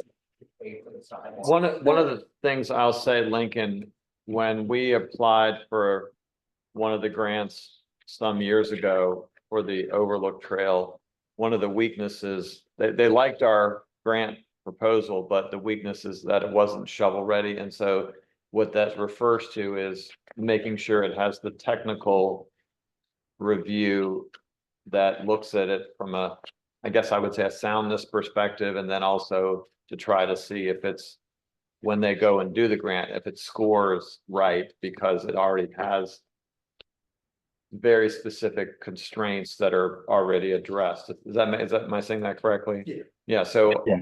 so Yes. in the end, if we had the ability to have the money, that was actually one of the debates that Josh and I had at the time as a town council. I think it was around 5,000, Josh, or something, to get that survey. Yeah. At the time, I would have liked to have had the money to do another thing in the park, but the political will at the time was to do that. And in the end, the technical side of the grants really is important because it allows us then to present a much more thorough grant to whoever we're doing it for. And often it's hard because if you don't have that technical side done, it's almost an automatic disqualifier. And it means it's really difficult from a town council perspective because they say like, oh, I need $5,000 so we can do this. So this grant, to make a long story short, this is a really good idea to get the ability to do that for multiple grants if we can, long and short of it. So for example, like Tim's Rose check in 2017 hit on that point. So if you go to these slides that I shared with you, and you go to the one, two, fourth page, you'll see that they have one of the funding options is smart scale, and then the fourth bullet point is you need to show preliminary research work for the project. So this gap grant, it fits that. Funding options for, if you flip the page again, the transportation alternative that Lincoln showed up there. Again, on the, let's see. That one would include, that's very distracting, but some of these just show that that having preliminary research would help with the competitiveness of these grants.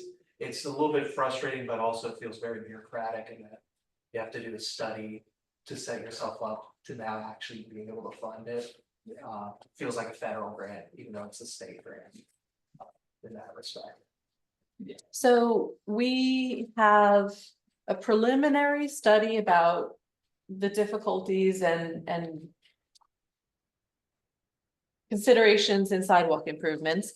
And then we have other studies which are more detailed drawings of what type of sidewalk we want to put where and what we would need to make that happen, but this is not shovel ready. Your numbers no longer would be shovel ready, but this is a full engineering report. Okay, That would be shovel ready. so we have two reports that are full reports, 1, 2, or maybe this is 1. It was. And then there's the Bird Street, and that's a shovel ready, because we already had numbers on that too, the 200,000. So what are we looking for? I'm sorry to not understand this fully. Well, I think we need to have a more detailed discussion. What are the real priorities for the town? And how could a technical study or studies produce, these shovel-ready reports? Okay, so this sidewalk presentation was more about considerations, but we need to come up with our priorities. And Yeah, what's so in available. our transportation plan that we talked about, I think it was 2 months ago, we really start at the larger level, looking at the town, and one concern has been the intersections, especially if development happens in the northeast part of town, right? So one direction could be sidewalks, another direction could be studies that look at intersections. And another aspect I think is worth mentioning is these studies can be of two purposes. One could be for grants, yes. The other purpose can be to make developers aware of potential things they might want to proffer for. That's another great thing about these studies. So they could have two purposes. So if we have, like Gordonsville had a benefactor, if we had a benefactor that was really interested in the northeast part of town, and they were looking for direction on what the town is really wanting to achieve, these studies as technical assistance could be a great laser pointer towards that. Yeah. Does that make sense? Yes, But then that 2013 application was to get that technical assistance ahead of that small project. So essentially following the same game plan they had in 2017, but just trying it at a different scale. 2023. Yeah, 2023, sorry. Thanks. So have there been discussions with Tiger Fuel about kind of the future of their holdings of the shopping center? Just in full capacity, are you filling up tenants, but nothing I'm assuming because we're talking about sidewalks, nothing about sidewalks. Well, obviously, that's a sore subject with me, the sidewalks, but, the fact that they are there and they're not really a benefactor, but could be, in some way. And didn't know whether they had plans to do things up there. They own some green space south of the Of the market, Tiger Field uh-huh, itself, but I'm just talking about the Food Line Shopping Center. we haven't talked about it, but if I were in their shoes, I wouldn't do anything, because they originally wanted to do the car wash in the parking lot. Oh, And right, then they moved across the street. and Yeah. that got, to the house getting moved, and then that's you guys yeah, helped out with. That's yeah, the backstory I got now. okay, that's fine. I just, when you were talking about, having a benefactor, I started thinking that Tiger Fuel now owns Uptown, basically. Well, they own a parcel on the south of Tiger Field and that. Yeah, is on Irish Road, which is yeah, 2017 study. yeah, Um, and So- that so- is, oh, go ahead. Well, if I was just gonna mention an example, for instance, if a landowner at the junction of Route 6 and Route 20 wanted to build rental apartments, from what I understand, for Yeah. instance, rental apartments can create a lot of traffic with people going in and out, so on and so forth. So they would maybe need to consider that junction there. So one of the things I just wrote into the transport plan today, if you have it in front of you, I added a section on all these previous studies. And one of them was a 2012 study by VDOT on the Route 6 and Route 20 intersection, because there was a fatality there and several wrecks. So in that VDOT report, it mentions some short-term and long-term improvements that can be made to that intersection, for instance. The long-term recommendation from VDOT is to either signalize it or totally reconstruct the junction to make it have better geometry. Yeah. So a developer that's really interested in developing in that area with a special use permit could see that in one of the town studies and say, hey, to be able to do this, I want to proffer to add signalization to that junction. With signalization can cost $100,000 or $200,000 depending on the extent of that. So that's just one example. Yeah, that could. And then dovetail off what Lincoln said, and to answer your counselor, commissioning and Ryan's question about it. For example, if you go through the history of the Bird Street development, there was an intention to connect the sidewalks from Valley. Use a VDOT grant to connect a portion in front. Then you would have the north side, the what was approved, the sidewalk portion there, and then Echelon at some point was indicating, hey, there'd be sidewalks connecting from those townhomes to the facility there, and at that point, you have taken the interest that a developer has, the interest the town has, and literally daisy chained the sidewalk into existence. That's your road to salvation. That felt like it was more the sidewalks were the cart after the horse in that context. I don't know, because I think I arrived at the same time as you did, but at least looking through the documents, doing a postmortem, it seems like that was kind of how. Yeah. So, you know, a decent example would have been, not that it's ever gonna happen, somebody buys structural steel, they move on, then that's an opportunity to put another portion of sidewalk on James River Way. Yeah, You know, just totally making something up like that. Would Lincoln it- has a good example with, you know, the example he just gave. I'm just repeating his example. yeah. If nothing else, we've learned a lot about how to steer this. I don't know, how we went wrong up there.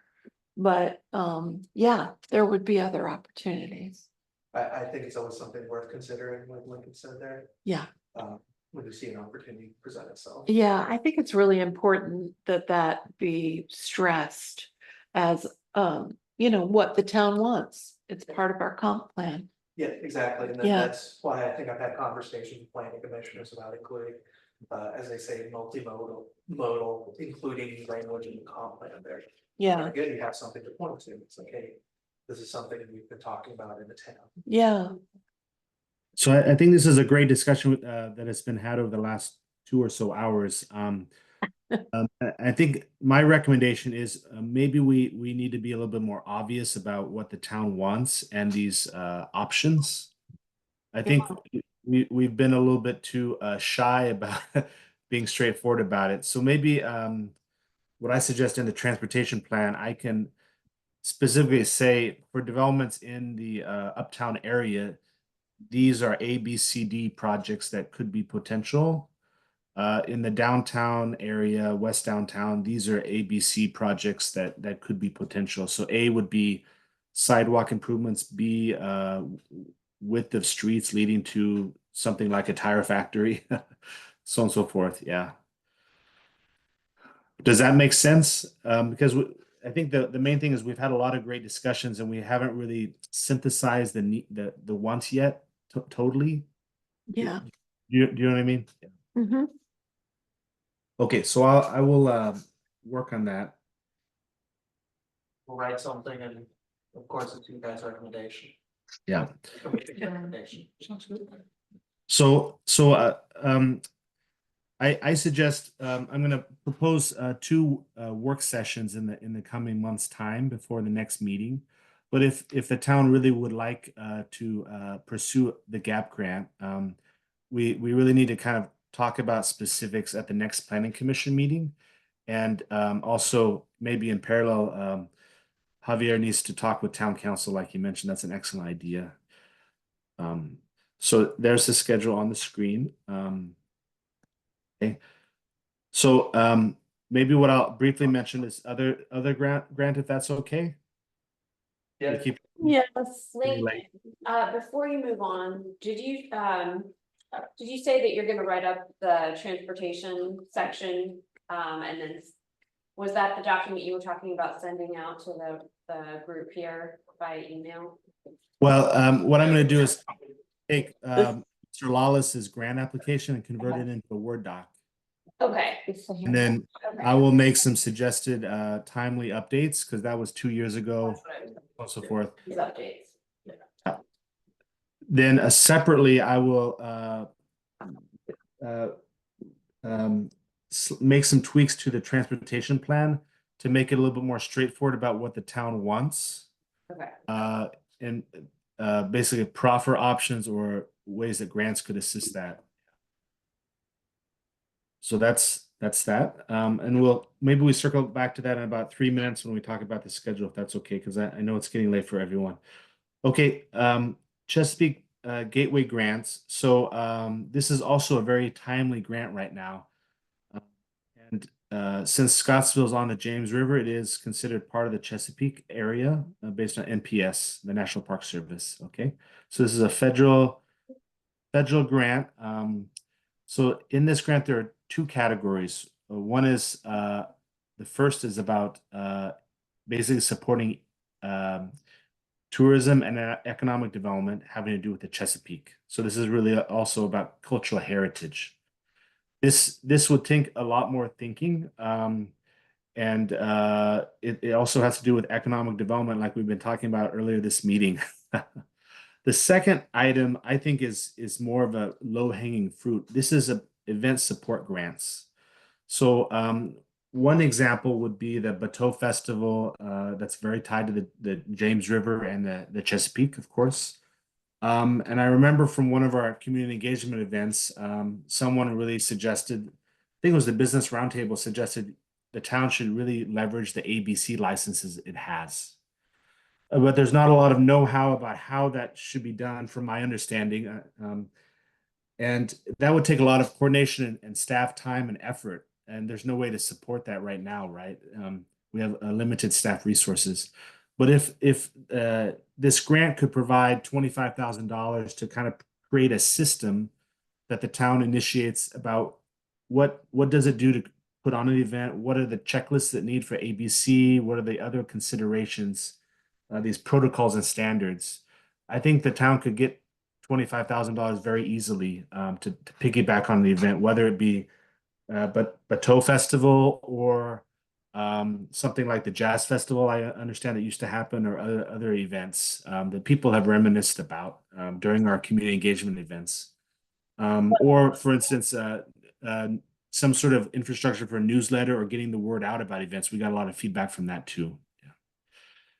So, I was just gonna say that those kinds of things are definitely on the forefront, especially doing some sort of communication with the town, so. That's on my list as well. I'm going to be tomorrow working on putting up a kind of a mailing list or a list of people who would like to volunteer or people who would like to know more about events and things like that. So that we can get started in compiling all of that information. I'm just gonna do like a real low low impact kind of newsletter that's not gonna have a lot to it, except for information about events that are happening. So that's definitely there. What was the other thing you were talking about right before that? economic development. Definitely. But yeah, so there was something else I was gonna discuss and it's gone out of my mind. It's 9:15. Well, I'll just say a few more words. Why wouldn't we have a conversation? Oh, sorry. Oh, I was just gonna say really quick. Yes, we were talking about the ABC license and stuff like that, but what I was gonna say is we have on a shared drive tons of information about all the events we used to habitually put on. And there's information in there about setting up ABC and all that. So it might be a great resource. We were developing like, this is what you do if you're gonna put this on, remember this, don't forget to do that. So there might be some information in there. Back when Laura Malusi was head of the events committee, she had, we had shared drives with all the information about contacting the bands and what we had to do as far as, keeping all of that straight as well. So there might be some resources as far as that's concerned, is all I wanted to say. Yeah, I mean, I also think this grant could pay for a part-time coordinator, I guess we could say, to get a system up and running. Maybe it would be phrased as like an infrastructure of a volunteer network or something, Yeah. because I think that's what people have been talking about too. Yeah, I think that right now SCAN and the town could coordinate as far as, putting together more volunteer information. I know that now you all have a volunteer coordinator now. We have a board member who's working on volunteers, yeah. So I am hoping that SCAN would partner with us, but as far as volunteers and things like that, I don't know.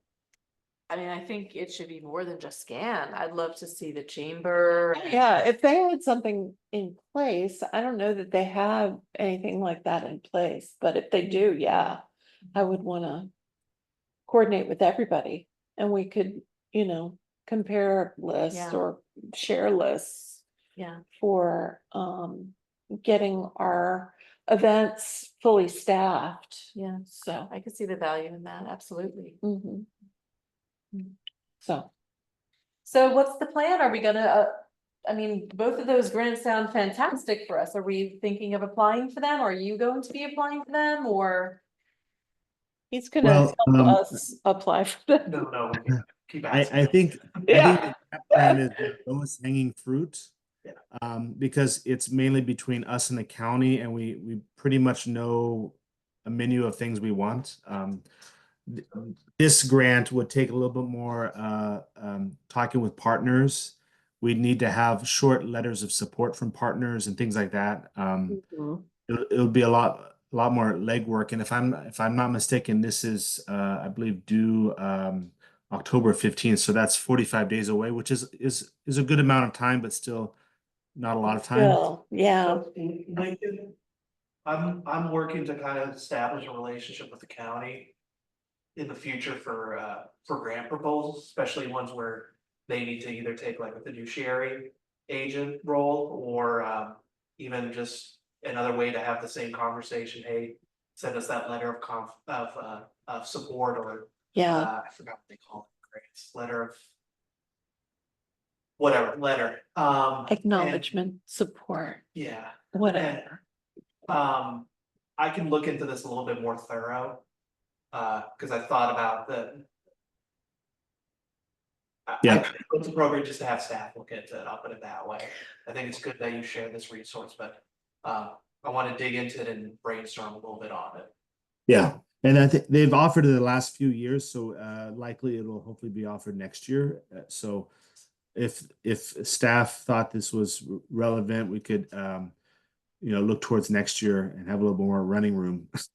I think we should go through the exercise at the very least. Yeah, If we're able to put together a viable proposal, great. If not, then we went through the process and know what to do next time to prepare. It's just how much Definitely. I can bite Yeah. off. Huh? It's just how much I can bite off. I Yeah. hear you. I hear you. I'm behind you. I just have a couple other things I gotta do. I know. Shoot. I don't know, I'm gonna, I know who I wanna spread the love to. Don't do that one, don't. Okay. I'll keep rolling since I know it's getting late.